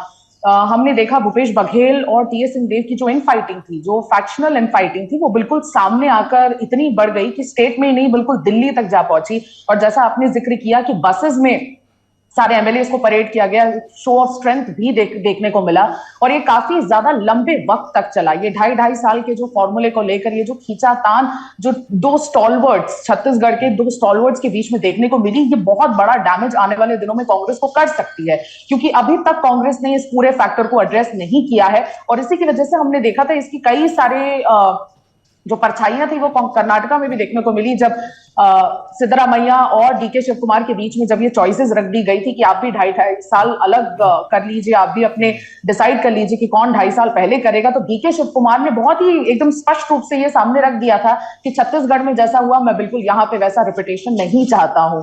तो ये जो ऑकवर्डनेस है, ये आज भी बरकरार है। वो भले ही पब्लिक डिस्प्ले, दोनों की फ्रेंडशिप और कमराडरी काफी देखने को मिलती है, लेकिन कहीं ना कहीं जो अंदर के जो मन मुटाव है वो अभी भी साफ नहीं हुए हैं, मुझे जहां तक ऐसा लगता है। और इनफैक्ट ऐसे एक एनेक्डोट्स अगर मैं शेयर करना चाहूं, तो अभी रिसेंटली टीएस बाबा से बात हो रही थी, उनके घर पर बैठना हुआ, तो उन्होंने साफ साफ ये कहा कि सरगुजा कांग्रेस के लिए काफी ज्यादा चैलेंजिंग रहेगा। सरगुजा जो पूरा बेल्ट है, जहां पे आपने आगे का जिक्र किया कि उद्योगपतियों को दे दिया गया, कांग्रेस काफी फोर फ्रंट पे आके, जब बीजेपी का रिजीम था तो फोर फ्रंट पे आके कांग्रेस ने लड़ा कि उद्योगपतियों के नाम ये पावर प्लांट नहीं होने चाहिए, और बिल्कुल उसके खिलाफ जो लड़ाई थी कांग्रेस की वो काफी कमजोर पड़ गई जब खुद कांग्रेस इस स्टेट में राज करने आया, और कांग्रेस भी उसी राह पर चल पड़ा जिसमें बीजेपी चल पड़ा था। और पूरा सरगुजा का जो बेल्ट है अगर आप देखें तो उसमें सबसे बहुत बड़े इश्यूज में एनिमल ह्यूमन कॉन्फ्लिक्ट आएगा, और ये जो कॉन्फ्लिक्ट है ये कहीं ना कहीं बहुत ज्यादा डैमेज करेगा उनको सरगुजा बेल्ट में। और टीएस बाबा संन्यास लेंगे या टीएस बाबा अपने भतीजे को उतारेंगे, ये एक बात भी सामने आ रही है कि आदित्य जो उनके भतीजे हैं, आदित्य सिंह देव, वो शायद आने वाले दिनों में मेन स्ट्रीम पॉलिटिक्स में उतर जाए और उनकी रिप्लेसमेंट के तौर पर भी उन्हें देखा जा रहा है। लेकिन ये अभी बिल्कुल स्पष्ट रूप से साफ नहीं हुआ है कि वो बीजेपी से लड़ेंगे या कांग्रेस से लड़ेंगे, लेकिन सरगुजा बेल्ट कांग्रेस के लिए काफी ज्यादा चुनौतीपूर्ण रहेगा। और कहीं ना कहीं संकट के जो बादल है वो अभी भी साफ नहीं हुए हैं। और जैसा कि मैं दोनों से इत्तेफाक रखती हूँ, जो हमारे एक्सपर्ट्स ने कहा कि जो बीजेपी में जो 3 फाड़ हुए हैं, बीजेपी में इंटरनल कॉन्फ्लिक्ट इतने ज्यादा हो गए कि उनकी डिपेंडेंस सेंट्रल लीडरशिप पे काफी ज्यादा बढ़ गई है। कंफर्टेबल तो यही चीज कांग्रेस में भी नेम करने में कि वो कौन से 3 खेमे हैं, इफ यू आर कंफर्टेबल। जी बिल्कुल, अगर हम देखें तो कॉमन जो एक जो लीडरशिप से अगर आप बात करें, जो बीजेपी के फॉर्मर लीडरशिप है उनसे अगर आप बात करें तो सबका एक मत ये होता है कि बहुत ज्यादा कॉन्सेंट्रेटेड है पावर डॉक्टर रमन सिंह के पास आज भी, और कहीं ना कहीं वो जो कॉन्सेंट्रेटेड पावर है वो बहुत ज्यादा एक दिक्कत देने वाला फैक्टर है जो बाकी सारे सीनियर लीडरशिप को भी परेशान करता है कि आज भी डॉक्टर रमन सिंह ही डिक्टेट कर रहे हैं यहाँ के इंटरनल अफेयर्स को, और वो उससे इत्तेफाक नहीं रखते आज की डेट में। उनको है कि आज की तारीख में लीडरशिप को एक बहुत ही फर्म स्टैंड लेना चाहिए और कहना चाहिए कि भाई आप संभालिए। डॉक्टर रमन सिंह की जो कार्यकाल है वो समाप्त हो चुका है, अब उन्हें सेंट्रल लीडरशिप में उन्हें जनरल सेक्रेटरी की, डिप्टी जनरल सेक्रेटरी की उन्हें जो दी गई है स्थिति, उसके अलावा उन्हें और जिम्मेदारियां दे दी जाएंगी, लेकिन कहीं ना कहीं अब उन्हें छत्तीसगढ़ पॉलिटिक्स से दूर हो जाना चाहिए। ऐसा बीजेपी में ये जो एक कॉमन सेंटिमेंट है ये आज भी बहुत ज्यादा देखने को मिलता है। और अरुण साव जी को एक बहुत बड़ी जिम्मेदारी मिली है बीजेपी लीडरशिप की, लेकिन कहीं ना कहीं वो अपने रोल में उतनी ज्यादा, मुझे ऐसा लगता है वो जस्टिफाई नहीं कर पाए, क्योंकि ये जो 3 फाड़ हुए हैं, जिसको मैं साफ साफ तरीके से नहीं बता पा रही हूँ, लेकिन 3 फाड़ जो हुए हैं वो उनको समेटने में कहीं ना कहीं वो अभी भी बहुत अनसक्सेसफुल हैं और उनको उस तरफ काम करने की बहुत ज्यादा जरूरत है। वो अभी भी एक डॉक्टर रमन सिंह के एक कहीं ना कहीं उनकी जो एक परछाई है उसमें खोकर रह गए हैं, और जब तक वो रिजॉल्व नहीं करते हैं बीजेपी की स्थिति कहीं ना कहीं कमजोर रहेगी छत्तीसगढ़ में, ऐसा मेरा मानना है। सुनील जी, हम आपके पास आना चाहते हैं, मतलब ये आने वाले चुनाव से, जैसे जब सुमे मैम अपनी बात रख रही थी तभी सवाल मेरे दिमाग में आया। उन्होंने कहा कि वो डीके शिव कुमार वाला उदाहरण दे रही थी, डीके शिव कुमार के हवाले से कहा गया कि वो चाहते हैं कि जो भी बात हुई है लीडरशिप को लेकर के कि कैसे बटेगा, आप वो पब्लिक अनाउंसमेंट कीजिए और उसके बाद में मैं राजी होऊंगा। वो हुआ नहीं वाकई। हम ये जानना चाहते हैं कि छत्तीसगढ़ में क्या वाकई इस तरह की कोई बात हुई थी, इसके गवाह कौन थे? मतलब क्योंकि हम जानना चाहते हैं कि अगर टीएस सिंहदेव ये दावा कर रहे थे कि 2.5 साल बाद उनके पास में आना चाहिए था, जो कि नहीं गई, तो क्या फिर जो चीफ मिनिस्टर उन्हें वादा खिलाफ कहा जाएगा? देखिए, वादा खिलाफ आपकी जानकारी क्या है? जी, मैं वादा खिलाफ इसलिए नहीं कहूंगा कि कांग्रेस की जिस लीडरशिप के सामने ये बातचीत हुई थी वो लीडरशिप तो चुप बैठी है, वो अपने मुंह से नहीं कह रही है कि ऐसा कोई वायदा हुआ था। और मेरी जो जानकारी है वो ये है कि इनका वायदा राहुल गांधी से नहीं हुआ था, टीएस सिंहदेव और भूपेश बघेल का आपस में वायदा हुआ था ये। अच्छा। ऐसा मेरी जानकारी है, मैं मौजूद तो था नहीं वहां पर, मैं दूर था। लेकिन एक दिक्कत आ गई है, अभी तक जितनी बात हम लोगों के बीच हुई है इसमें मुझको एक बात कहने की बड़ी जरूरत लग रही है। Please sir. छत्तीसगढ़ में कांग्रेस और बीजेपी के बीच एक बहुत बड़ा फर्क है। कांग्रेस जो है छत्तीसगढ़ में बहुत मजबूत सरकार है, एक बहुत ही अभूतपूर्व मेजॉरिटी से बनी हुई सरकार है। भूपेश बघेल एक अंधाधुंध ताकतवर मुख्यमंत्री हैं, और ये उस वक्त इतने ताकतवर हैं जिस वक्त कांग्रेस की सेंट्रल लीडरशिप अपने इतिहास में सबसे कमजोर चल रही है, पूरे इतिहास में सबसे कमजोर। तो जिस वक्त सेंटर कमजोर है और उसका स्टेट मजबूत है तो यही हाल होता है कि भूपेश बघेल की बहुत ताकत है, सेंट्रल लीडरशिप शायद उनको कुछ बोलने की हालत में नहीं है, उनके ऊपर अपना हुक्म चलाने की हालत में नहीं है। लेकिन दूसरी तरफ हम छत्तीसगढ़ के बीजेपी को देखें, जिसके बारे में बात हो रही है, सुमी नाम लेने से कुछ हिचक रही हैं, लेकिन मैं आपको एक किस्सा भी बतलाना चाहूंगा इसके साथ साथ। बड़ा दिलचस्प किस्सा है। बिल्कुल सर। वो ये है कि छत्तीसगढ़ में सुदीप ने कहा कि बृजमोहन अग्रवाल जैसे नेता हैं, बहुत ही अनुभवी हैं, ताकतवर हैं, चुनाव जीतना जानते हैं, उनके रहते हुए अरुण साव जैसे एक अपेक्षाकृत महत्वहीन कम वजन के नेता को चार्ज दिया गया, ऐसा सुदीप ने कहा। ठीक कहा उन्होंने, लेकिन मैं इसके पीछे की वजह जानना चाहता हूं। जी सर। आज पिछले 8 साल से बीजेपी की सेंट्रल लीडरशिप और खासकर मोदी और शाह, ये जितने ताकतवर हो गए हैं, इनके मुकाबले भाजपा के किसी राज्य में कोई नेता कोई वजन नहीं रखते। सारे लोग हाशिए पे चले गए, सारे लोग महत्वहीन हो गए हैं। और बृजमोहन अग्रवाल को अगर मौका नहीं मिला है तो उसके लिए एक किस्सा जिम्मेदार है, और ये सच्चा किस्सा है। मैं आपको बतलाता हूं। जहां मेरा दफ्तर है प्रेस कॉम्प्लेक्स में रायपुर में, इसके ठीक सामने बीजेपी ऑफिस है। मैं मेरे लेफ्ट के दोस्तों को धमकाता भी हूं कि अगर आप मेरे से जरूरत से ज्यादा झगड़ा करोगे तो मुझको सिर्फ सड़क पार करना है और मैं भाजपा के घर में रहूंगा। तो वहां पर 2003 में जिस वक्त नेता प्रतिपक्ष चुनने की बात आई विधानसभा के लिए, जिस वक्त 2000 में 2000 में जब राज्य बना और नेता प्रतिपक्ष चुनने की बात आई, तो उस वक्त लखीराम अग्रवाल जो कि बहुत बड़े नेता थे, छत्तीसगढ़ मध्य प्रदेश के भाजपा के बहुत बड़े नेता थे, वो नंद कुमार साय को चाहते थे छत्तीसगढ़ का विधानसभा का नेता प्रतिपक्ष बनवाना। उनके बारे में ये कहा भी जाता था कि नंद कुमार साय लखीराम की गाय, यानी वो एकदम उनके घरेलू, उनके निजी किस्म के थे वो नंद कुमार साय। अब जिस वक्त नेता प्रतिपक्ष चुनने के लिए बीजेपी ऑफिस में, छत्तीसगढ़ बीजेपी ऑफिस में एक औपचारिकता पूरी करने के लिए दिल्ली से पर्यवेक्षक भेजे गए, उस वक्त बृजमोहन अग्रवाल, उनके समर्थकों ने इतना बवाल किया, इतना विरोध किया, इतने पत्थर चले, एक कार को आग लगा दी गई, ये सब कुछ किया गया। बृजमोहन अग्रवाल को पार्टी से सस्पेंड कर दिया गया था उस घटना के बाद। उस घटना में यह हुआ कि बीजेपी ऑफिस के भीतर इतने पत्थर चले, एक कमरे के पूरे कांच टूट गए, पत्थर उसके भीतर जाके गिरने लगे। एक व्यक्ति जो दिल्ली से पर्यवेक्षक होके आए थे उस वक्त, उनको टेबल के नीचे छुपना पड़ा पत्थरों से बचने के लिए। और यह जानना एक दिलचस्प बात होगी कि वो पर्यवेक्षक नरेंद्र मोदी जी थे। अब नरेंद्र मोदी जी के ऊपर अगर बृजमोहन अग्रवाल की अगुवाई में इतने पत्थर चले हैं, तो मुझको नहीं लगता है कि मोदी जी इतने आसानी से ये सब भूल जाने वाले व्यक्ति हैं। ये सबका देखा हुआ है। ये घटना जो है बहुत अच्छे से डॉक्यूमेंट हुई थी, तस्वीरों में, तमाम चीजों में खूब अच्छे से ये दर्ज हुई थी ये घटना। और पार्टी ने बृजमोहन अग्रवाल और उनके कुछ और समर्थक, बड़े बड़े नेताओं को सस्पेंड किया था पार्टी से। उनको वक्त लगा था पार्टी में वापस लौटने में। तो बृजमोहन अग्रवाल को लीडरशिप छत्तीसगढ़ की न देने के पीछे एक वजह तो ये हो सकती है, जो मैं कह रहा हूं, कि जिस वक्त बीजेपी की सेंट्रल लीडरशिप इस कदर मजबूत है कि किसी राज्य के कोई भाजपा नेता उसके पासंग भी नहीं बैठते, तो उस वक्त उनकी मजबूरी नहीं है कि छत्तीसगढ़ के या कर्नाटक के किसी नेता का वो सम्मान करें। ये एक बात हुई।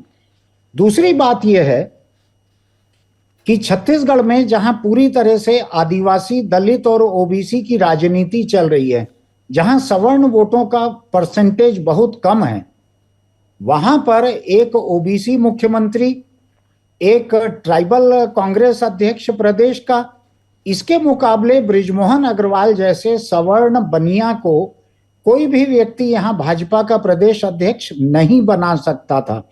ये एक टेक्टिकल डिसीजन भी था, जो मैं पार्टी के हिसाब से सही मानता हूं।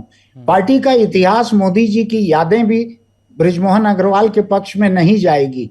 और अगर सच कहें तो बीजेपी के पास छत्तीसगढ़ में कोई चॉइस बची भी नहीं है। जैसा सुमी ने कहा है कि रमन सिंह को लेके पार्टी के एक तबके में ये नाराजगी की है, आज भी ये फैसले लेते हैं।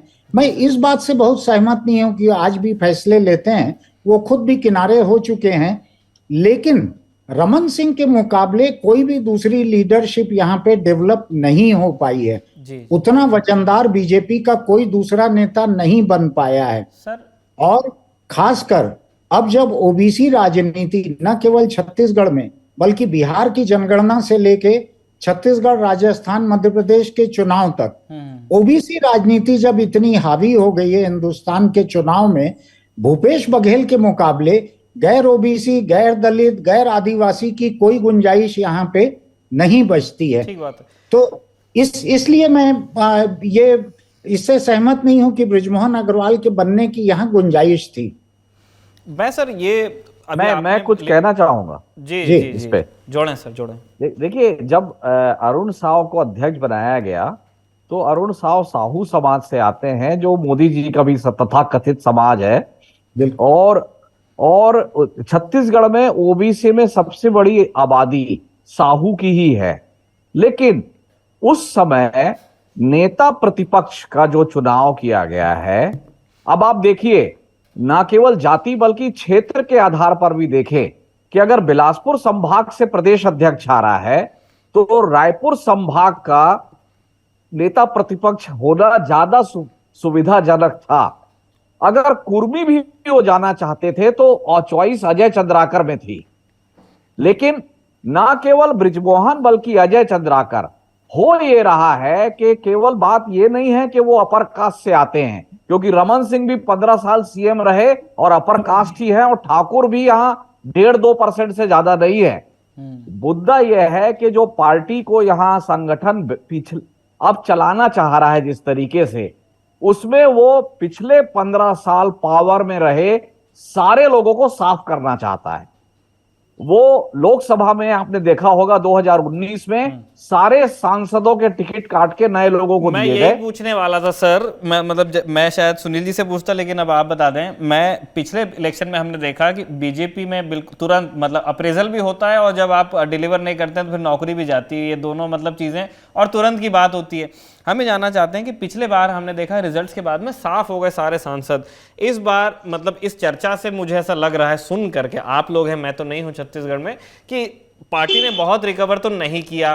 क्या इस बार भी सेंट्रल लीडरशिप इस तरह के किसी चीज के बारे में सोच सकती है? 24 में अभी समय है, लेकिन क्या ये एक डर है, जो एग्जिस्टिंग वहां पे लीडर्स हैं, जितने विधायक हैं और जितने सांसद हैं?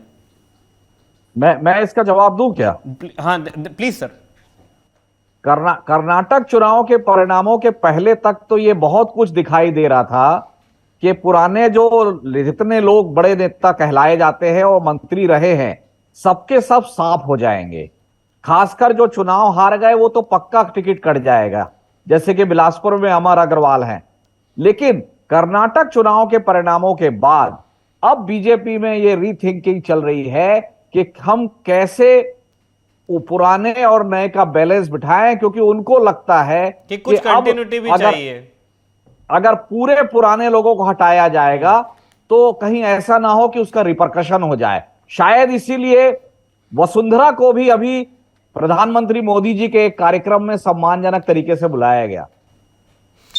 ठीक है, मैं मैम सुमी आपके पास में फिर से आना चाहता हूं। हम जानना चाहते हैं कि भूपेश बघेल का अभी तक का जो कार्यकाल रहा है वो मोर और लेस नॉन कन्फ्रंटेशनल रहा है। उन्होंने कोई बहुत बड़ा एक केस जो छत्तीसगढ़ पुलिस ने आके अरेस्ट करने की कोशिश की थी उसको हम छोड़ देंगे, तो कोई ऐसा सेंटर वर्सेस स्टेट कोई बहुत बड़ी लड़ाई में वो हिस्सा कभी नहीं बने। उन्होंने अपना ज़्यादा फोकस के साथ में उन्होंने अपने स्टेट में, या फिर जहां उनको बुलाया गया चुनाव देखने के लिए, वो आसाम गए अपनी पार्टी का प्रचार करने के लिए, लेकिन उन्होंने सीधे सेंट्रल लीडरशिप जो बीजेपी की है, जो केंद्र सरकार है, उससे उन्होंने कोई ये नहीं लिया।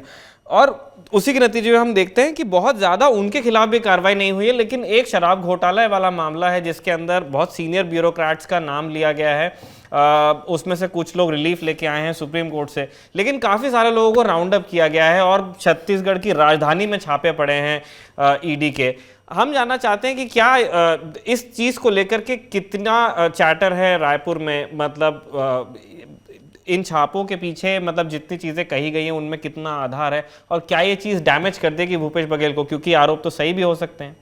जी बिल्कुल, ये बहुत ऐप्ट सवाल है, मैं मानती हूँ, क्योंकि आज मैं अभी जहां से आ रही हूँ वो मैं एक्साइज डिपार्टमेंट में ही बैठी हुई थी और बिल्कुल इसी के रीजंस में ढूंढ रही थी, क्योंकि यहाँ पे जैसे ही लिकर स्कैम ईडी के पास आया और पूरा ईडी ने जिस तरीके से जोरों शोरों से यहाँ पर अरेस्टिंग शुरू की और जिस तरीके से चीजें पूरी हुई स्टेट में, बहुत बड़ा मतलब हंगामा सा हो गया था बिल्कुल यहाँ पर, और पॉलिटिकल कॉरिडोर्स में बिल्कुल हल्ला सा हो गया था। वो हल्ला आज भी है कहीं ना कहीं कि जो मेन कल्प्रिट्स हैं, जो मेन आबकारी डिपार्टमेंट के जो कर्ता धर्ता है, वो आज भी कहीं ना कहीं वो ग्रिप से दूर हैं।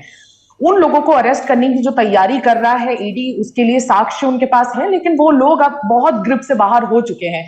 तो इसकी जो सुगबुगाहट है, जैसे कि आपने पूछा कि वो है कि नहीं स्टेट में और कितना डैमेज कर सकती है आने वाले इलेक्शंस में, तो मुझे लगता है कि ये जो ईडी और उनके जो रेड्स हुए हैं, ये ग्राउंड पर बिल्कुल मीडिया की एक बहुत कॉमन डिस्कशन रहा है कि ईडी है, रेड्स है, लिकर स्कैम हुआ है। ये हमारे बीच का एक डिस्कशन रहा जहां पे पत्रकार सब मिलके अंदर की चीजें निकालने की कोशिश कर रहे थे कॉन्वर्सेशंस के थ्रू। अगर आप ब्यूरोक्रेसी में जाएं तो ब्यूरोक्रेसी काफी थोड़ी सी डरी हुई थी और उनसे भी खबरें निकाल पाना मुश्किल हो रहा था। उनके बीच में ये जरूर एक बहुत बड़ा डिस्कशन है। लेकिन अगर आप बात करें कॉमन मैन की, तो कॉमन मैन तक बीजेपी कहीं ना कहीं अनसक्सेसफुल रहा है इस चीज को पेनिट्रेट करवा पाने में, क्योंकि गांव देहात की अगर हम बात करें, जो कि हम ट्राइबल, छत्तीसगढ़ बहुमूल्य ट्राइबल स्टेट है, वहां पर जो गांव के जो लोग हैं उनको इस इशू से बिल्कुल कोई ज्यादा फर्क पड़ते हुए नजर नहीं आ रहा है। तो मुझे लगता है लिकर स्कैम इलेक्शंस पे डैमेज करता हुआ नहीं दिख रहा है, क्योंकि गांव के लोग जिन जिन चीजों से कंसर्न थे वो सारी चीजें उनकी कहीं ना कहीं एड्रेस्ड है। और भूपेश बघेल ने ये मेक श्योर किया है कि जितनी भी रूरल समस्याएं हैं वो उन्होंने कैसे उसका निवारण निकाला है। और कहीं ना कहीं इस बार के बजट में उन्होंने बहुत सारी चीजों का निवारण निकाल लिया है। पॉपुलर बजट भी था, निकालना बनता भी था, लेकिन जो ये लिकर स्कैम है ये ज्यादा डैमेज करते हुए नजर नहीं आ रहा है, क्योंकि बीजेपी इस पूरे इशू को लेकर बीजेपी ने कोई ज्यादा जो उनकी अग्रेशन है वो अग्रेशन हमें देखने को नहीं मिला, क्योंकि उनके खिलाफ भी 36,000 करोड़ का नाम स्कैम था, तो शायद इसलिए उन्होंने चुप्पी साधी हुई थी। बहुत हद तक जो अग्रेशन था वो ग्राउंड पर मुझे देखने को नहीं मिला। और ऑफिसर वही है, दोनों टेन्योर्स में, दोनों बड़े घोटाले में ऑफिसर मतलब उसको सहयोग आप कह सकते हैं एक ही हैं, जिनकी और दोनों टेन्योर्स में ईडी की जांच भी बैठी। मैं सुनील जी अंतिम प्रश्न के लिए आपके पास आना चाहता हूँ। प्रश्न तो क्या मतलब वो लालच है आपसे एक कहानी सुनने का, और हम ये जानना चाहते हैं, आपसे बात करके हमें बड़ा मज़ा आया मुझे पर्सनली। हम जानना चाहते हैं कि आने वाले समय में आप छत्तीसगढ़ को जिस दिशा में जाते हुए देखते हैं नवंबर के महीने में, अगर उसकी कोई मिसाल आप किसी कहानी से निकाल के हमारे दर्शकों को बताते तो कैसा रहेगा? देखिए, मैं उस कहानी के पहले आपसे ये कहना चाहूंगा, मैं आपके एक असेसमेंट से टोटली डिसएग्री करता हूं। Please sir. कि भूपेश बघेल ने सेंटर के साथ कोई कन्फ्रंटेशन नहीं लिया। हाँ, यस। मेरा ये मानना है कि पूरे देश में अगर किसी एक चीफ मिनिस्टर ने मोदी के साथ, सेंट्रल गवर्नमेंट के साथ कन्फ्रंटेशन लिया है किसी एक ने, तो केजरीवाल के अलावा वो केवल भूपेश बघेल है। और केजरीवाल तो एक म्युनिसिपल कमिश्नर की तरह लड़ते हैं जो मेयर से लड़ रहा हो, लेकिन भूपेश बघेल ने आइडियोलॉजिकली हिंदुत्व के मुद्दे पे, आरएसएस के मुद्दे पे, ईडी के यूज या मिसयूज को लेकर जितने तरह से अमित शाह और नरेंद्र मोदी से लड़ाई ली है, आपको ममता बनर्जी के अलावा कोई मिसाल नहीं मिलेगी ऐसी। ये एक बात हुई। दूसरी बात अगर आप देखेंगे तो उन्होंने असम में जाके चुनाव लड़ा, उन्होंने हिमाचल में चुनाव लड़ा, उन्होंने यूपी में चुनाव लड़ा, नतीजे चाहे जो रहे हों, लेकिन भूपेश बघेल ने अपने आप को कांग्रेस का एक मल्टी स्टेट लीडर इस्टेब्लिश किया। दो, तीसरा, जिस भ्रष्टाचार की बात चल रही है, जिस स्कैम की बात चल रही है, हमको ये भी याद रखना चाहिए कि यही बीजेपी भूपेश बघेल की सरकार को कांग्रेस का एटीएम कह रही थी अभी तक, कि कांग्रेस का एनी टाइम मनी है ये। कांग्रेस को जिस स्टेट में, जिस चुनाव में जितने पैसे की जरूरत पड़ती है वो छत्तीसगढ़ से बुलाया जाता है। तो ये पब्लिक एक्सचेकर से तो नहीं आता, ये पैसा जो है ये तो पॉलिटिकल फंडिंग से आता है जी। तो भूपेश बघेल ने ऐसे पॉलिटिकल फंडिंग के मुद्दे पे भी मोदी और शाह से टकराव लिया, कांग्रेस पार्टी को जिंदा रखा कई स्टेट्स में चुनाव का इंतजाम किया, राज्य का संगठन अधिकांश जगहों पे चलाया। आप कर्नाटक के पहले अगर देखें और हिमाचल के पहले, तो राजस्थान और छत्तीसगढ़ 2 ही राज्य रह गए थे कांग्रेस के पास, यहीं से पैसा पूरा जाता था। तो ये नाम बदनाम, ईडी कार्रवाई, शराब, कोयला, ये सब जितना है, मैं अभी उसके मेरिट पे इसलिए नहीं जा रहा कि मोदी गवर्नमेंट की जांच एजेंसीज और भूपेश बघेल की सरकार, इन दोनों के बीच अभी बहस चल रही है कोर्ट में, एजेंसी के सामने। तो वो हमारे आज के मुख्य बहस का मुद्दा नहीं है। लेकिन जहां तक अगले चुनाव को लेकर आप जानना चाहते हैं कि ये चुनाव भूपेश बघेल का कैसा हो सकता है, इसको देखने के कई नजरिए हैं। एक नजरिया कभी कभी मुझको लगता है कि क्या ये ईडी वर्सेस भूपेश बघेल चुनाव होने जा रहा है, कि ईडी जितने मामलों में कांग्रेस के जितने लोगों को, भूपेश के इर्द गिर्द के जितने अफसरों को घेर के रखी हुई है, क्या ये ईडी वर्सेस भूपेश बघेल रहेगा, जिसमें आईटी जो है वो ईडी का इंतजाम अली की तरह शामियाना लगाने का काम करेगी इस चुनाव में? ऐसा भी मुझको लगता है। एक दूसरा मुझको लगता है कि क्या ये भूपेश वर्सेस मोदी शाह का चुनाव रहेगा, क्योंकि छत्तीसगढ़ भाजपा जो है वो चुनाव से पूरी तरह बाहर है, ये पूरी तरह से डिमोरलाइज्ड है। और इसके सामने पिछले लोकसभा चुनाव का तजुर्बा है, जो सुदीप ने कहा है कि मोदी और शाह मिलके सारे के सारे कैंडिडेट, न केवल सिटिंग एमपीज बल्कि उनके रिश्तेदार, हारे हुए लोग, उनके घर के लोग, सबको खारिज कर दिया। पूरे के पूरे 11 नए चेहरे लाए और उसमें से 9 जिता के ले गए। ऐसे राज्य में से जिता के ले गए जिस राज्य में भूपेश बघेल के रोलर ने, समझ लीजिए जो कोल्ड ड्रिंक की कैन रहती है, ऐसा सपाट कर दिया था बीजेपी को, यहाँ पे 15 सीट पे ला दिया था। तो ऐसे राज्य में मोदी और शाह ने 11 में से 9 लोकसभा सीटें जीत के दिखाई। उनको छत्तीसगढ़ के किसी भाजपा नेता की कोई भी जरूरत नहीं है। तो मेरा ये मानना है कि अगला चुनाव किस्से के हिसाब से 2 में से एक किस्म का चुनाव हो सकता है। वो या तो Bhupesh versus ED and IT गठबंधन का चुनाव हो सकता है। दूसरा ये चुनाव जो है भूपेश वर्सेस मोदी शाह का, मोशा का चुनाव हो सकता है ये। लेकिन भूपेश बघेल के मुकाबले छत्तीसगढ़ की भाजपा कहीं नहीं लगते हैं सर इस चुनाव में, विधानसभा चुनाव में। जी, आपको प्राइम मिनिस्टर और होम मिनिस्टर एक फैक्टर लगते हैं इस चुनाव में 18 हाँ, बिल्कुल फैक्टर रहेंगे, क्योंकि छत्तीसगढ़ भाजपा फैक्टर नहीं रहेगी। छत्तीसगढ़ में हो सकता है भाजपा के लोगों को टिकटें बहुत ही कम लोगों को मिले, सारे नए चेहरे आ जाएं, जिनको पिछले 15 साल का एंटी इनकम्बेंसी भी न झेलना पड़े, रमन सिंह गवर्नमेंट का भी एंटी इनकम्बेंसी न झेलना पड़े, ऐसे नए चेहरे आ जाएं। यहाँ बीजेपी सभी तरह के प्रयोग कर सकती है और कोई मोदी और शाह को तानाशाही की तोहमत नहीं लगा पाएगा कि आपने यहाँ अपनी मनमर्जी चलाई। यहाँ बीजेपी ने पिछले विधानसभा चुनाव में अपने आप को पूरा तबाह साबित दिखा दिया। ये दिखा दिया कि ये पार्टी किसी काम की नहीं है। और वैसे प्रदेश में जब मोदी शाह 11 में से 9 लोकसभा सीट जीत के ले गए और इन नेताओं को दिखा दिया कि तुम जहां पूरी तरह मटिया मेट हो गए थे, वहां से हम 11 में से 9 सीटें ला रहे हैं, तो छत्तीसगढ़ भाजपा का कुछ भी बोलने का कोई हक नहीं है। इनको वेट करना चाहिए कि इनको किसी बूथ लेवल पे प्रचार का काम अगर मिल जाए तो उसके लिए इनको मोदी शाह का एहसानमंद होना चाहिए। ठीक है, लेकिन सर हम इसमें एक बात जोड़ना चाहेंगे कि कौन सी पार्टी अपना कैंपेन कैसे रन करना चाहती है वो उससे डिसाइड करने देना चाहिए। इस नोट पे नेता नगरी के इस सत्र को हम यहीं पे कंक्लूड कर रहे हैं। शुक्रिया आप तीनों मेहमानों का। चलते हैं नेता नगरी के अगले सत्र की ओर। 4-6 महीने बाद चुनाव होंगे तो किसके चेहरे पर गुलाबी रंगत बरकरार रहेगी, ये गुलाबी शहर जयपुर जानना चाहता है, राजस्थान जानना चाहता है और नजर देश की भी है, क्योंकि सबसे ज्यादा सुर्खियां मध्य भारत में अगर किसी राज्य की सियासत ने बटोरी हैं तो वो राजस्थान है। मुख्यमंत्री अशोक गहलोत सुबह सवेरे जब अपनी फ्लीट से रवाना होते हैं हवाई पट्टी की तरफ, तो क्या उनका ध्यान जाता है उन इश्तिहारों और होर्डिंग्स की तरफ जो उनकी सरकारों ने, उनकी एजेंसीज ने लगाए हैं।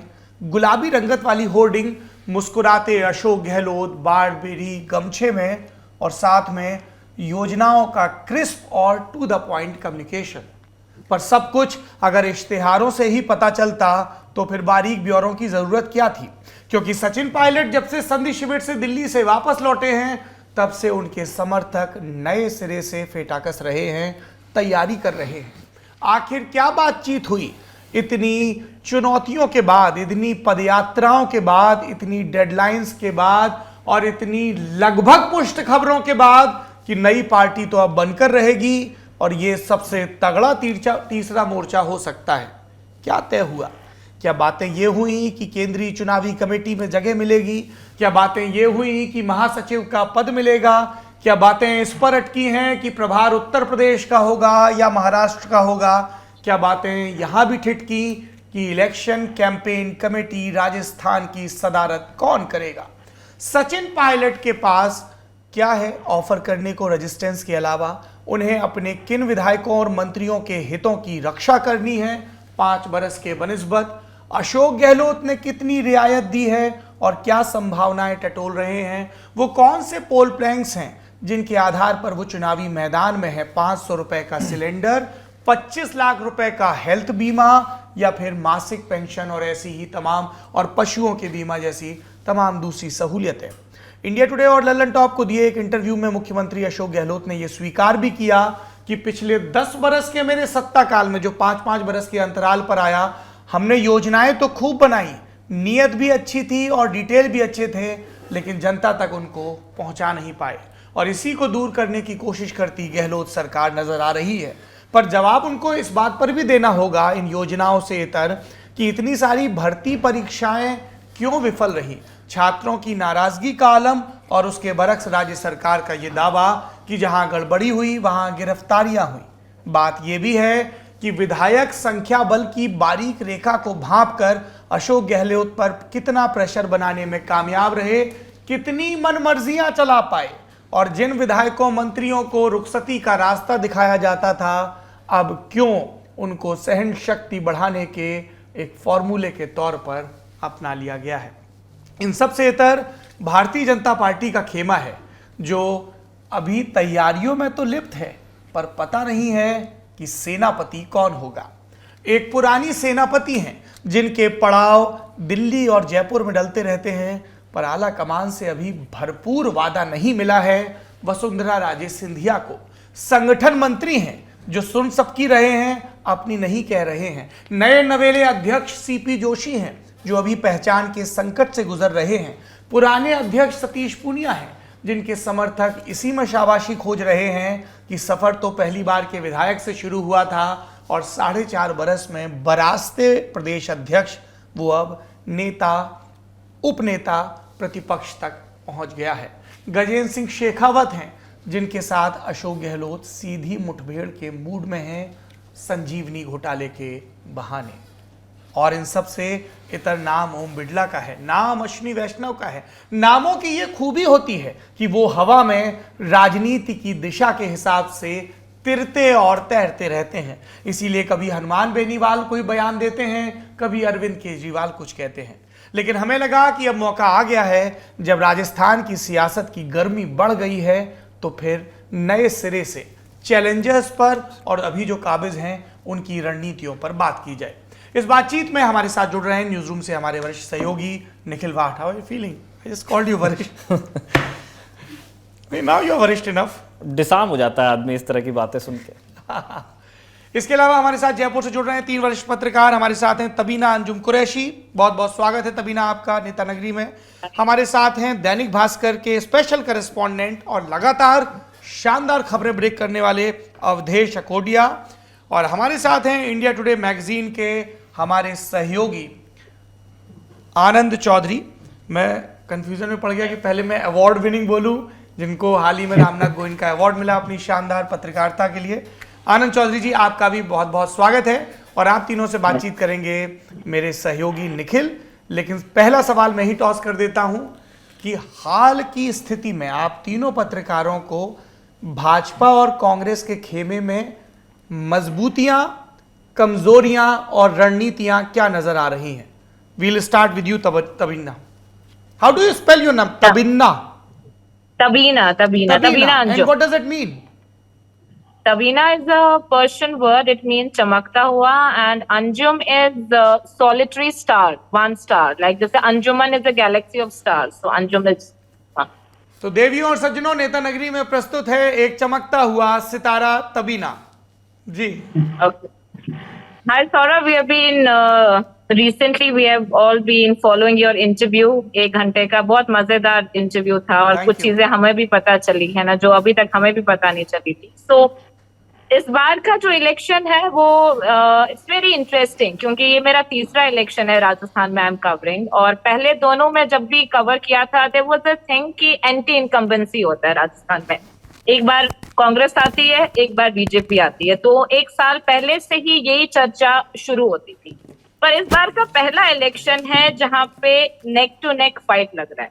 नेक टू नेक फाइट इसलिए लग रहा है क्योंकि लग रहा है कि कांग्रेस के शायद वापस आने के चांसेस है, and they are banking on their social security policies, जो उन्होंने कुछ कोविड के टाइम पे काम किया, लास्ट के 2 बजट्स में आया. सो पहली बार थोड़ा जब लोगों से भी बात कर रहे हैं, गांव में, ढानी में, आप अपने रिपोर्टिंग स्टोरीज के साइड में किसी से भी बात करते हैं तो पूछते हैं कि इस बार कौन आएगा.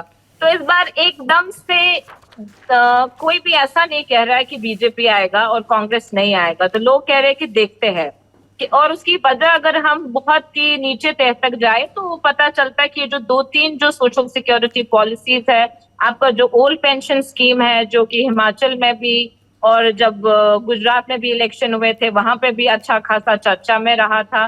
उसके बाद ये गैस सिलेंडर वाला जो चीज आपने अभी बताया, इतना सस्ते में जो मिल रहा है. अभी जो आपका इलेक्ट्रिसिटी जो बिल है उसमें 100 यूनिट फ्री थे और अभी 100 यूनिट के जो और रियायत मिली है. तो ये डायरेक्ट बेनिफिट स्कीम्स है जो लोगों को लग रहा है कि उन तक डायरेक्टली पहुंच रहे हैं. और चिरंजीवी पॉलिसी जो 25 लाख वाला जो पहुंच गया 10 लाख टू 25 लाख, अब तो लोगों को, and he is trying his best. I think Congress is trying their best this time. पहले भी जब 2013 में फ्री मेडिसिन सब कुछ था, लेकिन इस बार जो ये बचत राहत कैंप लगाए जा रहे हैं, इस बार अगर आप जयपुर की सड़कों पे, अभी आप आए थे जब जयपुर, आपने देखे होंगे हर बस के पीछे, हर नुक्कड़ पे, हर बिल बोर्ड पे आप देखेंगे अशोक गहलोत जी का एक है ना पोस्टर बॉय बने हुए, एक पिंक कलर का पोस्टर है. So everywhere the visibility is there. और गांव का भी यही हाल है. तो पहली बार ऐसा लग रहा है कि थोड़ा नेक टू नेक है. लेकिन हाँ, इलेक्शन अभी भी 6 महीने दूर है. 6 महीने is a long time, 5 months we should say. और जब भाजपा की जब स्थिति देखते हैं तो वहां पे कहीं गुट है. गुट तो कांग्रेस में भी है, 2 गुट है, लेकिन भाजपा में कहीं 4-5 गुट है. तो अभी स्थिति देखी जाए तो कांग्रेस की स्थिति जो मुझे लग रही है तो वो थोड़ी सी ऊपर या बराबर की लग रही है. जो वो एंटी इनकम्बेंसी वाला जो फिनोमेना है वो इस बार मुझे इतना स्ट्रॉन्ग 5 महीने पहले नहीं नजर आ रहा कहीं भी जब अपन फील्ड में जाते हैं. ठीक है, हम और मेरे को लगता है कि हाँ, अवधेश जी और आनंद जी अगर ना 2 बिट्स से. मैं अवधेश जी से पहले गुजारिश करूंगा, आप आनंद जी के साथ, मतलब हमारा घर का मामला है, उनको हम लास्ट रख सकते हैं. Sir please. देखिए, ये जो चुनाव है विधानसभा का राजस्थान में, ये कई मामलों में रोचक है, अनूठा है. कुछ चीजें पहली बार हो रही है राजस्थान की राजनीति में, खासतौर पर विधानसभा चुनाव को देखते हुए. भारतीय जनता पार्टी राजस्थान में हमेशा से विधानसभा का चुनाव एक चेहरे को आगे करके लड़ती रही. पहले वो चेहरा लगातार होता था भैरव सिंह शेखावत का, बाद में 3 चुनाव तक लगातार होता था वसुंधरा राजे सिंधिया. पहली बार, और ये जो चेहरा होता था वो चुनाव के काफी पहले से तय होता था. ये पहली बार ऐसा देखने को मिल रहा है कि चेहरा आगे करके लड़ने वाली भारतीय जनता पार्टी इस बार अभी तक ये तय नहीं कर पाई है कि किसी चेहरे के साथ चुनाव में जाना है या बिना चेहरे के चुनाव में जाना है, यानी मोदी के चेहरे के साथ चुनाव में जाना है. जिस तरह का कर्नाटक में चुनाव परिणाम आया उसके बाद से ये चर्चा चली कि एक क्षेत्रीय जो छत्रप होते हैं, क्षेत्रीय जो नेता है, उनको आप पूरी तरह से दरकिनार करके, किनारे करके केवल मोदी के नाम पर, केंद्र की योजनाओं के नाम पर कोई भी चुनाव नहीं जीत सकते. तो भारतीय जनता पार्टी का जो पूरी चुनाव की जो रणनीति है, पूरी तैयारी है, वो इसी पर निर्भर करेगी कि किस तरह से वो किस रणनीति के साथ आगे बढ़ते हैं. क्या जो अभी उन्होंने डिसाइड कर रखा है कि कोई चेहरा नहीं होगा, मोदी के चेहरे पर भी लड़ेंगे और यहाँ पर कलेक्टिव लीडरशिप हो. कांग्रेस में भी नई तरह की स्थितियां हैं. गुटबाजी हमेशा से रही है, लेकिन या तो बिल्कुल आमने सामने का ख्यामा दिखता है और कुछ दबा छुपा हुआ भी नहीं है. खुलेआम भी बयानबाजी होती है, उसके बाद सुलह की कोशिश होती है. और ताबिरा ने बिल्कुल ठीक कहा कि ये पहली बार पिछले 5-6 चुनाव में हो रहा है राजस्थान में कि कोई भी जो एक परसेप्शन जो बन जाता है साल, सवा साल, 6 महीने के बाद भी सरकार के खिलाफ एंटी इनकम्बेंसी का, तो ये इस बार पहली बार हुआ है। अब वो परसेप्शन कितना ठीक होता है कि सरकार के खिलाफ एंटी इनकम्बेंसी नहीं है। जैसे मैं पिछली बार का उदाहरण दूं आपको, पिछली 2018 में वसुंधरा सरकार के खिलाफ एक परसेप्शन था कि सरकार का जो परफॉर्मेंस है वो बहुत खराब है और भारतीय जनता पार्टी बहुत बुरी तरह से चुनाव हारने वाली है। लेकिन जब नतीजे आए तो मेरे ख्याल से 72-73 सीट्स आई उसमें। और एक मैं इससे जुड़ा आपको एक रोचक किस्सा सुनाता हूं। भारतीय जनता पार्टी में जब इस बात का मंथन हुआ कि ये जो चुनाव के नतीजे हैं ये किस तरह के रहे, तो उसमें ये निकल के आया, और खासतौर पर जो वसुंधरा राजे, उनका ये कैलकुलेशन था कि यदि पूरी तरह से चुनाव की कमान मेरे हाथों में होती, खासतौर पर टिकट का जो बंटवारा होता है उसकी, तो ये जो आंकड़ा ये करीब 90 तक भी पहुंच सकता था। क्योंकि आनंद जी भी जानते हैं, ताबिना जानती है कि करीब 28 टिकट ऐसे थे तब जो सेंट्रल लीडरशिप ने वसुंधरा की राय को दरकिनार करते हुए बदले थे, तो उसमें से 2 या 3 लोग ही जीत पाए। तो यदि पूरी तरह से वसुंधरा राजे के हाथ में कमान होती तो वो 90 के आसपास पहुंच सकता था। तो ये मैं आपको उदाहरण इसलिए दे रहा हूं कि परसेप्शन ये था कि वसुंधरा सरकार के खिलाफ बहुत भारी एंटी इनकम्बेंसी है, इसके बावजूद भी वो 72-73 तक पहुंच गई, और वो 28 सीट तक कैलकुलेशन जैसा बताया जाता है उनकी तरफ से वो ठीक रहता तो वो 90 के आसपास भी पहुंच सकते थे। तो इस तरह की ये जो चुनाव है इस बार का, वो कई मामलों में अनूठा है और बहुत रोचक होने वाला है। मैं आनंद जी के पास आ रहा हूं सर। हमने जैसे हमारे 2 मेहमानों ने प्रकाश डाला है दोनों ही पार्टियों की चीज़ों पे, लेकिन हमें एक बात जो अब तक के जो हमारे दर्शकों ने नोटिस की होगी कि कांग्रेस के पास एक पोल प्लैंक और एक फेस है, और भारतीय जनता पार्टी में इस बारे में विचार अभी चल रहा है कि हमें किस दिशा में आगे बढ़ना है। लेकिन क्या आपके पास कोई इनसाइड इनपुट्स हैं कि इस बार पोल प्लैंक क्या होने वाला है? मतलब अशोक गहलोत ने एक वेलफेयर स्टेट का मॉडल रखने की कोशिश की है, उनके आलोचक उसको रेवड़ी बांटना या फ्रीबी पॉलिटिक्स भी कह सकते हैं। बीजेपी इस बार किस पोल प्लैंक के साथ आगे बढ़ने का इरादा कर रही है? आपकी क्या जानकारी है सर? देखिए निखिल जी, राजस्थान के बारे में कहा जाता है कि ये दोहरों की धरती है, और दोहरे जो होते हैं उनका एक चरित्र होता है कि दोहरे हर रात अपनी जगह बदलते रहते हैं। आंधी आती है तो दोहरा अपना स्थान मतलब बदल कर दूसरी जगह चला जाता है। तो ऐसे ही राजस्थान की राजनीति के बारे में कहा जाता है कि यहाँ हर साल 5 साल बाद में सत्ता बदल जाती है, लेकिन इस बार थोड़ी स्थिति इससे अलग है। आप देखिए कि इस बार जो है सरकार के खिलाफ एंटी इनकम्बेंसी नहीं है, जैसा अवधेश जी और तबीना जी दोनों ने बताया कि सरकार के खिलाफ एंटी इनकम्बेंसी नहीं है, लेकिन दोनों पार्टियों में एंटी इनकम्बेंसी बहुत ज्यादा है। आप उसको इस तरह देख सकते हैं कि आप देखिए कि बीजेपी में कितने गुट बने हुए हैं और हर गुट प्रभावी है। अभी बीजेपी के प्रदेश अध्यक्ष कहने को सीपी जोशी है, लेकिन बीजेपी में जो विपक्ष की भूमिका सारी किरोड़ी लाल मीणा अदा कर रहे हैं। किरोड़ी लाल मीणा रोज ईडी और रोज आरपीएससी के पेपर लीक प्रकरण, हर मुद्दे को लेकर वो सड़क पर होते हैं। आप देखिए कि वसुंधरा राजे हैं, वो भी पिछले 2 साल से सक्रिय हैं और वो अपनी जो धार्मिक यात्राओं के जरिए जनता के बीच में पहुंच रही हैं। लेकिन बीजेपी ने अभी तक अपना कोई चेहरा ऐसा कोई बनाया नहीं है। हाँ, बीजेपी ने एक काम जरूर किया है कि हर संभाग में एक छत्रप खड़ा कर दिया है। जैसे आप देखेंगे कि अभी हाल ही का देखें तो अर्जुन राम मेघवाल केंद्रीय मंत्री, उन्हें कानून मंत्रालय का स्वतंत्र प्रभार देकर एक दलित नेता के रूप में एक संभाग में एक बड़ी जिम्मेदारी दी है। इसी तरह आप देखेंगे गजेंद्र सिंह शेखावत जोधपुर संभाग में, ओम बिरला हाड़ौती संभाग में, किरोड़ी लाल मीणा इधर पूरा सवाई माधोपुर और धौलपुर संभाग में, सतीश पूनिया शेखावाटी, राजेंद्र राठौड़ शेखावाटी, और इस तरह से इन्होंने पूरा एक हर संभाग में एक ऐसा छत्रप बना दिया है कि अब किसके चेहरे पर जाएं ये इनके सामने भी दुविधा खड़ी हो गई है। ऐसे ही अगर अपन कांग्रेस की स्थिति देखें तो कांग्रेस की ऐसी स्थिति कभी नहीं रही कि जितना 5 साल तक, पूरे 4.5 साल तक अगर आप देखें तो दोनों नेताओं के बीच में खूब जो आपसी बयानबाजी, खींचतान चली है, और ये चुनाव के ठीक पहले भी ये अभी तक खत्म नहीं हुई है। 26 तारीख की जो मीटिंग थी उससे पहले राजस्थान में बहुत तेज गर्मी थी। ये कहा जा रहा था कि राजस्थान की सियासत भी इतनी गर्म रहेगी, लेकिन 26 तारीख की जब मीटिंग के बाद में थोड़ी सियासी राहत आई तो राजस्थान में भी थोड़ी बारिश हुई और उसके बाद में थोड़ी गर्माहट जो है वो छटी। ऐसा ही अभी नजर आ रहा है लेकिन ये कितने दिन नजर आएगा ये अभी कहा नहीं जा सकता, क्योंकि सचिन पायलट और अशोक गहलोत दोनों के बीच में सुलह है, क्या सुलह हुई है इसका फार्मूला अभी सामने नहीं आया। जी निखिल जी। लेकिन सर, जैसे मैं चाह रहा हूं कि इस पे हमारे बाकी दोनों मेहमान तबीना मैम आप भी और अवधेश जी आप भी रिएक्ट कीजिएगा। जैसे ये हमने बार बार देखा है कि बार बार सचिन पायलट एक ऑल्टरनेटिव बनने की कोशिश करते हैं या वो अपनी बात मनवाने की कोशिश करते हैं, पर वो साम दाम दंड भेद जब पूरे हो जाते हैं, वो फाइट जब कंक्लूड होती है तो अशोक गहलोत 20 साबित हो जाते हैं। क्या ये एक वजह है कि अशोक गहलोत में एक तरह का कन्विक्शन है कि मतलब अभी फिलहाल उनके हिसाब से चीज़ें चल रही हैं, चलती रहेंगी, इसलिए कॉम्प्रोमाइज़ नहीं हो पा रहा है? क्योंकि, और मैं इसलिए भी पूछ रहा हूँ ये बात क्योंकि ये बात पार्टी सूत्रों से कहलवाई गई कि इस बार देयर इज सम फॉर्मूला जिसके बारे में उन लोगों ने कहा कि हम फॉर्मूला बताने नहीं, कन्फेस नहीं करेंगे कि क्या है, लेकिन एक एग्रीमेंट रीच हुआ है। आप लोग ज़्यादा करीब से फॉलो कर रहे हैं, जयपुर में ही हैं, क्या इस तरह की कोई जानकारी है कि कोई वाकई एक स्थायी सुलह हुई है, या फिर ये मतलब ये एक पोजिशनिंग की बात थी, प्रेस को बताने वाली बात थी कि समझौता हुआ है? देखिए, लग तो ऐसा ही रहा था शुरुआत में, ये पार्टी की तरफ से एक पोजीशनिंग है और कोई सुलह का कोई स्थायी फॉर्मूला कांग्रेस के पास नहीं है।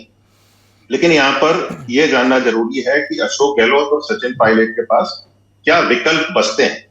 देखिए, जहां तक अशोक गहलोत का सवाल है, उनका जो मोर्चा है वो एकदम क्लियर है, उनको कोई डाउट नहीं है, ना पार्टी में उनकी पोजीशन को लेकर कोई डाउट। सचिन पायलट की जो डिमांड थी 2018 से, वो एक ही थी कि चेहरा बदला जाए, उनको मुख्यमंत्री बनाया जाए।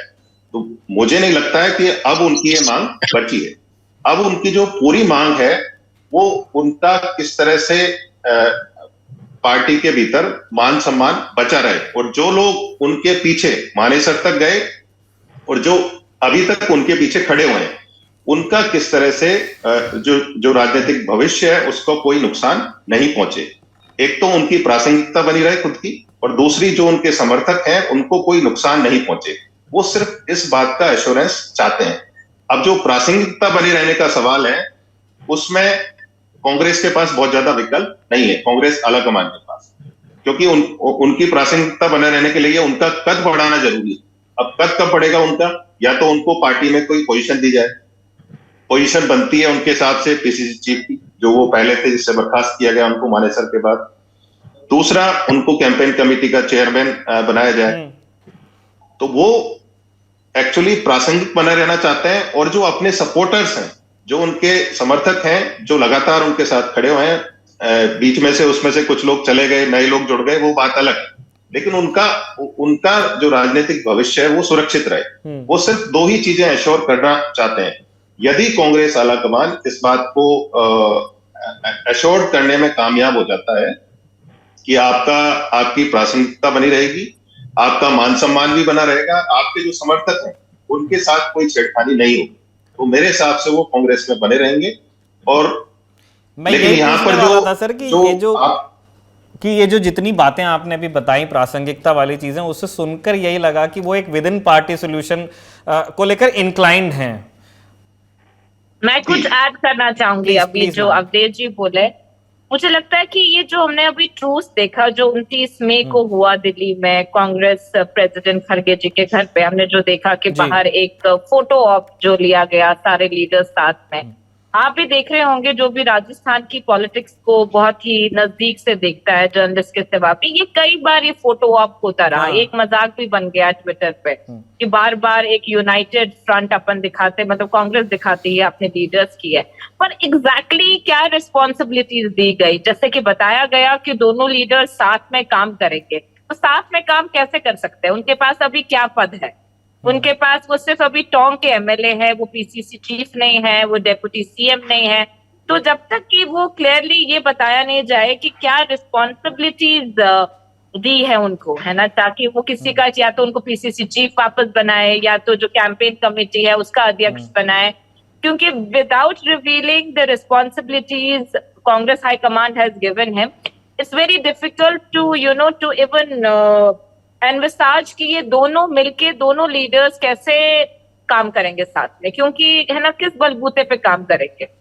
तो ये बड़ा इंटरेस्टिंग है, क्योंकि बार बार जब ये डिस्कशंस होते हैं, चाहे वो जब राहुल गांधी का जब यहाँ पे जो उनका जो जब वो यहाँ दिसंबर में आए थे, उनका जो भारत जोड़ो यात्रा जब एंटर हुई तब भी सेम फोटो ऑप हुआ था। तो ये 6 महीने में दूसरी बार हुआ है। I mean, अगर हम देख ले तो, लेकिन कुछ नतीजे निकलते नहीं है। बात वहीं पे है, वो करप्शन वाली जो बात कर रहे हैं कि चार्जेस के एलिगेशंस का इन्वेस्टिगेट किया जाए, उस पे क्या बात हुई? वो जो आरपीएससी को लेके जो उनकी जो बात है उसका क्या है?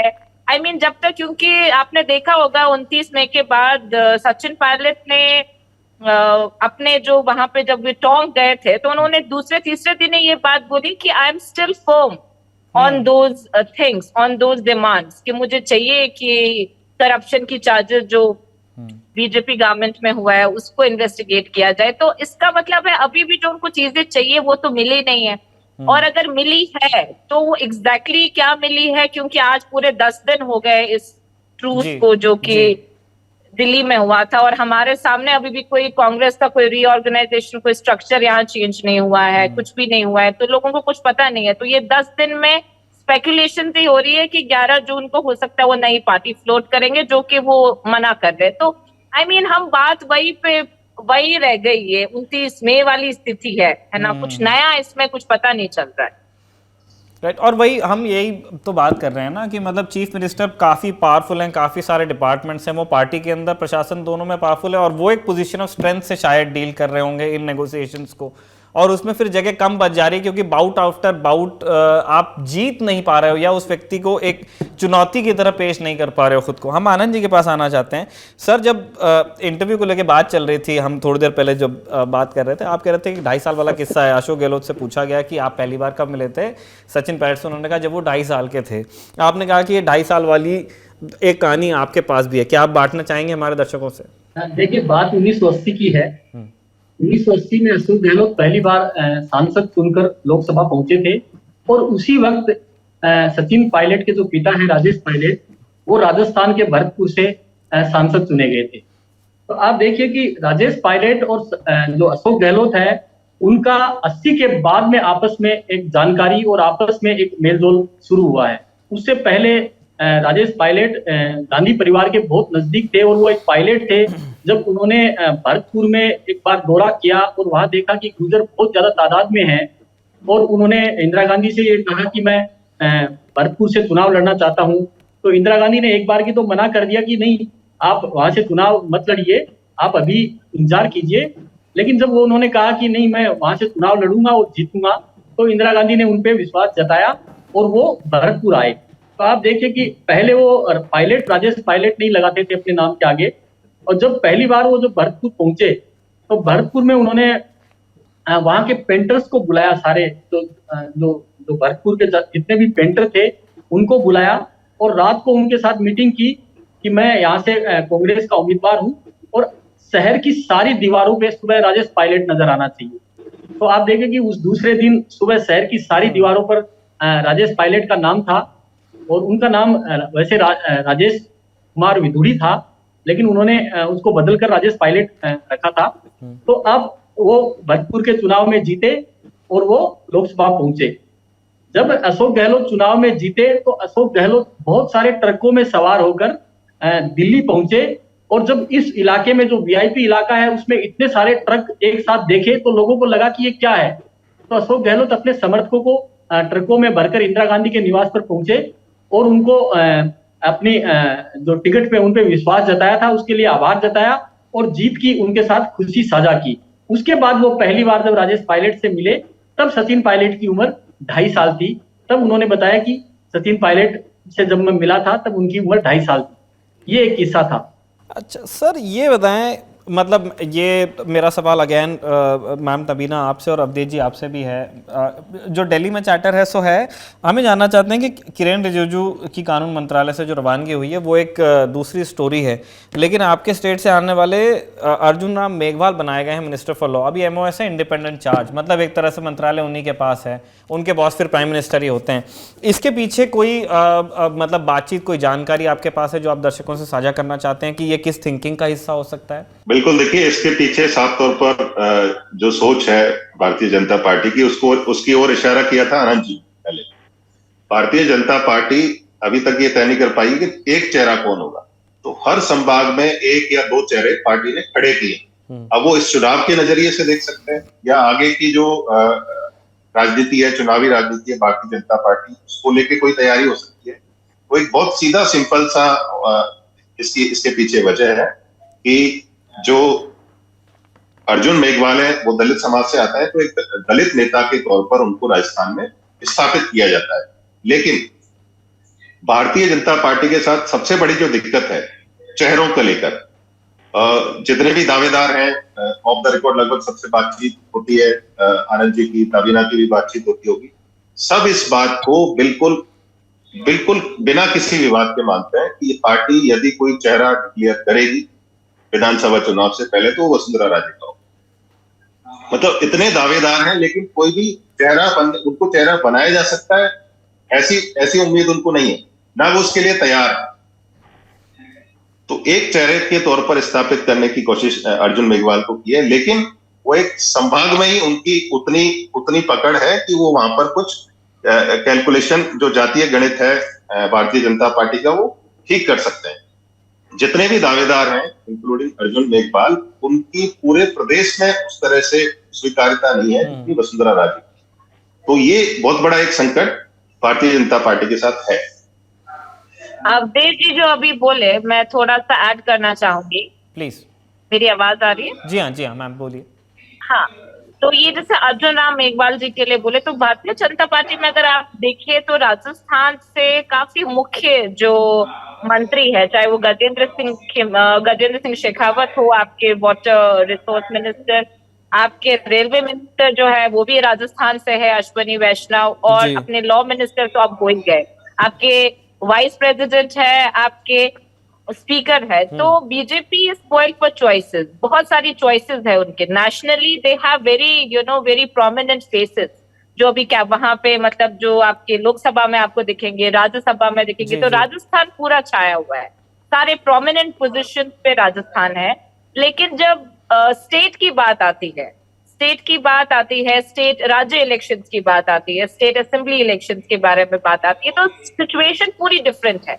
उसमें एक वैसा एक लीडर जिसको लोग है ना बिल्कुल एकदम स्टेट में एक्सेप्ट करे, क्योंकि जब नेशनल लोकसभा वाला जो पोल्स होता है वो तो तब प्राइम मिनिस्टर को लेके आपके, जैसे 2019 में अगर आप जाए 2018 में अगर यही बात होती तो बीजेपी हारती नहीं चुनाव 2018 में असेंबली पोल। तो 2019 में जब लोकसभा के चुनाव हुए 25 की 25 सीटें बीजेपी जीती। तो दोनों में फिर से फर्क है ना, मतलब एक एमपी बन के आना और यहाँ पे एक लोकली जो मास स्पेस हो, जिसका सारी जाति, 36 कौम, सारे समुदाय जो है, मतलब जिसको एक जने को वोट करे, आई थिंक इनमें से सब में वो एक लैकिंग है, वो एक चीज। मतलब आप बेसिकली ये कहना चाह रही हैं कि मतलब बीजेपी भी इस बात को एक्नॉलेज करती है कि जो नेशनल नैरेटिव है वो एक अलग मतलब थिएटर है, और जो स्टेट में पॉलिटिक्स है वो एक, मतलब इनके बीच में कुछ ये हो सकता है, ओवरलैप हो सकता है। मंडे से दिल्ली में कितनी चर्चाएं चल रही है ना, और राजस्थान को लेके चर्चाएं चल रही है। अभी वसुंधरा राजे जी वेडनेसडे को वहां पे गई थी, वो भी बात करके आई हैं। तो ये क्यों हो रहा है? क्योंकि बहुत सारे गुट है,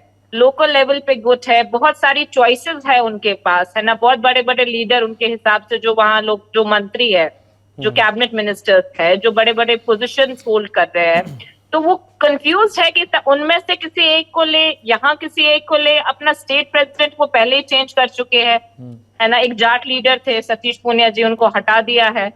तो आई मीन पहले एक अभी उनका मतलब एक कम्युनिटीज को भी जोड़ने वाला जो काम है, भाजपा के पास अभी बहुत सारे चैलेंजेस है जो अपने को लग रहा है अभी। चलिए एक आखिरी सवाल मेरा अपने मेहमान, मैं इसमें कुछ ऐड करना चाहता था निखिल जी। बोले सर, बोले जी। आनंद जी, अर्जुन मेघवाल को जो पार्टी में जो एक मुख्य जिम्मेदारी दी गई है, उसके पीछे एक कारण ये भी है कि पिछले विधानसभा चुनाव में जो राजस्थान में जो एससी सीटें हैं, 34 सीटें हैं राजस्थान विधानसभा की और 4 लोकसभा की है।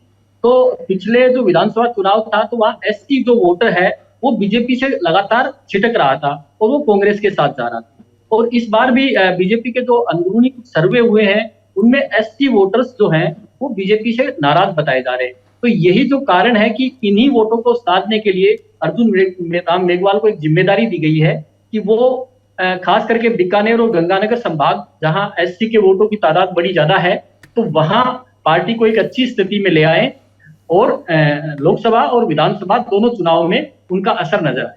ये मेरे को लगता है कि ये मुख्य कारण रहा हो। एक आखिरी सवाल हमारा सारे मेहमानों से अपने हैं, एक छोटा कमेंट चाहेंगे तीनों से ही। हमने देखा है कि अशोक गहलोत लगातार खुद को पोजीशन करना चाहते हैं एक ऐसे एडमिनिस्ट्रेटर के तौर पे जो वेलफेयर स्टेट में मानता है और वो उस तरह की स्कीम्स लाने की कोशिश करें। जैसे हमने पहले भी कहा, इसकी अपनी आलोचना मौजूद है। एक आलोचना जो थोड़ी सी फेयर है वो इसके सस्टेनेबिलिटी पे है कि राजस्थान के जो रिसोर्सेज हैं, जो संसाधन हैं, जितना टैक्स वहाँ कलेक्ट होता है और जितना सेंटर से उनको उनका जो मानक हिस्सा है वो मिलता है, उसके आधार पे कितनी योजनाएं सस्टेन की जा सकती है। हम ये जानना चाहते हैं कि सरकार का बिल्कुल ये कहना है कि जो लोग ये कह रहे हैं कि सरकार का बजट खराब हो जाएगा, वो गलत है। एक वो कैलकुलेशंस ट्विटर पे फ्लोट कर रहे हैं, मैं उनका अलग से जिक्र करना नहीं चाहता। हम ये जानना चाहते हैं कि आपके हिसाब से जो अब एक नया एक तरीका उन्होंने सीएम ने रखा है अपना कम्युनिकेट करने का, कि वो एक अब वो गिमिक वाले जोन में जा रहे हैं कि वो अनाउंस करते हैं कि मैं रात को आकर के कोई घोषणा करूँगा, फिर वो एक घोषणा करते हैं, तो एक बज़ क्रिएट करते हैं और उसमें उन्होंने अगेन एक तरह से राहत ही दी है जिसमें उनको स्टेट के रिसोर्सेस लगेंगे। क्या उनके पास में अब और लीवे बचा है ऐसा कोई ऐलान करने का जिससे वो लोगों को एक और बार खुद की तरफ खींचने की कोशिश करें, या फिर वो उतना स्ट्रेच हो चुके हैं जितना हो सकते थे? बिल्कुल, देखिए 2-3 चीजें और बची हुई हैं अभी। जैसे पेट्रोल और डीजल जो बाकी जो जितने भी पड़ोसी राज्य राजस्थान के, उनमें सबसे ज्यादा महंगा पेट्रोल और डीजल राजस्थान में है, तो उस पर टैक्स कम किया जा सकता है।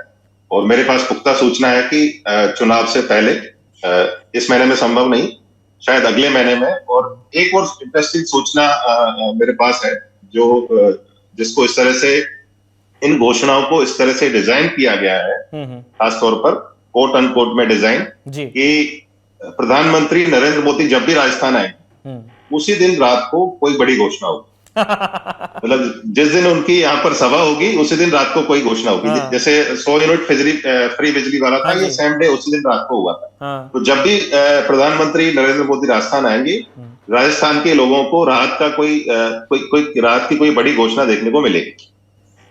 ठीक है, मेरे बाकी दो मेहमान इसमें कुछ ऐड करना चाहेंगे? देखिए, इसमें जो मैं कुछ कहना चाहता हूँ कि अभी जो इन्होंने 10 योजनाओं का जो पूरा राहत, महंगाई राहत कैंप जो चला रहे हैं, उसमें 22,500 करोड़ रुपए का बजट है और वो टोटल बजट इन योजनाओं में खर्च होना है, जिसमें 25 लाख का बीमा है, स्वास्थ्य बीमा है चिरंजीवी, और आपका 500 रुपए में गैस सिलेंडर है। ये सब चीजों पे 22,500 करोड़ रुपए राजस्थान में खर्च होना है। रही बात पैसे की, पैसा कहाँ से आएगा, ये बात लगातार उठती रही है। अब आप देखिए कि पिछले कुछ सालों में जितनी भी सरकारें हैं, उन्होंने लोन लेकर जो लोन की उनकी जो सीमा है वो काफी बढ़ चुकी है और वो लोन को इस तरह की चीजों में इस्तेमाल करती है। राजस्थान में भी 3 लाख करोड़ रुपए से ज्यादा का लोन हो चुका है और पिछली सरकार में भी लोन को लेकर इस तरह की चीजें चली थी और इस सरकार में भी चल रही है। तो ऐसी योजनाएं धरातल पर लाने में कोई मुश्किल नहीं है। मैम, आई थिंक जो मेरे दोनों साथियों ने बोला, हमारे अवधेश जी ने, आनंद जी ने, मैं बिल्कुल दोनों से सहमत हूँ। आई थिंक पेट्रोल है जो एक बहुत बड़ा क्राइसिस है, क्योंकि राजस्थान में अभी बहुत महंगा है as compare to other states. एक और चीज देखा जा सकता है, ये सिर्फ इस बारी जो ये वेलफेयर स्कीम्स जो ये लॉन्च कर रहे हैं, ये सिर्फ लॉन्च नहीं कर रहे हैं, ये पूरा डिस्ट्रिक्ट्स में जाके लोगों से मिल के, आई मीन जो ये बचत राहत अवेयरनेस कैंप है ना, गांव में जाके, डिस्ट्रिक्ट में जाके पूरा एक बेनिफिशरीज से मिलना और वहां पे अपने अपने चीजों के बारे में बताना अपनी। तो ये पहले नहीं हुआ, मेरे को लगता है 2013 में 18 में ये हमने नहीं देखा कि ऐसे मतलब इनिशिएट लेके एक जगह जाना। तो मेरे को लगता है अभी अवेयरनेस के साथ साथ बहुत ज्यादा मार्केटिंग पे भी अशोक गहलोत अभी जोर दे रहे हैं। उन्होंने अभी अपना एक डिजाइन बॉक्स करके जो वो हायर भी किया हुआ है, वो काफी उसकी मार्केटिंग और अच्छे से करते हैं। तो आई मीन इस बारी थोड़ा सा रिवैम्प हो रहा है उनकी जो एडवर्टाइजिंग और अवेयरनेस की जो स्कीम्स है। बेसिकली कम्युनिकेशन स्ट्रैटेजी वो अपनी एक तरह से रीड्रॉ करने की, communication strategy I should say. Otherwise petrol is something, क्योंकि जैसे electricity was something that is more helpful to the common public. आपके डायरेक्ट बेनिफिट स्कीम है, आपके इलेक्ट्रिसिटी बिल में आता है कि आपको इतना पैसा देना था और इतना आपको माफ किया जा रहा है, तो लोग उसको पढ़ रहे हैं। साथ में ये भी आता है कि लास्ट 6 मंथ से आप इतना फायदा मिला है आपको, तो लोग उसको रोज देखते हैं, हर महीने आता है आपके पास। तो अगर पेट्रोल हो जाए, पेट्रोल ऐसा चीज है जो आप रोज यूज करते हैं। तो आई थिंक बहुत सारे लोगों के, देखिए पेंशन, ओल्ड पेंशन स्कीम को रिवाइव कर दिया है उन्होंने, चिरंजीवी हेल्थ को ऑलरेडी कर चुके हैं। अब नया क्या, नया तो यही वाला एक जो हम सबको लग रहा है। ठीक है, राजस्थान पे हमारी नियमित नज़र बनी रहेगी जब तक इलेक्शंस होंगे। राजस्थान रेगुलरली डिस्कस होता रहेगा और हमारी कोशिश रहेगी कि हमारे मेहमान दोबारा नेता नगरी में तशरीफ़ लाएं, अपने इनपुट्स शेयर करें। हम आप तीनों का शुक्रिया कर रहे हैं, आनंद जी आपका, अवधेश जी आपका, मैम तबीना आपका भी। आप लोग भी दोबारा तशरीफ़ लाएँ जब, अगर आपका टाइम अलाउ करता है तो। और शुक्रिया हमारे दर्शकों का भी नेता नगरी की एक किस्त देखने का।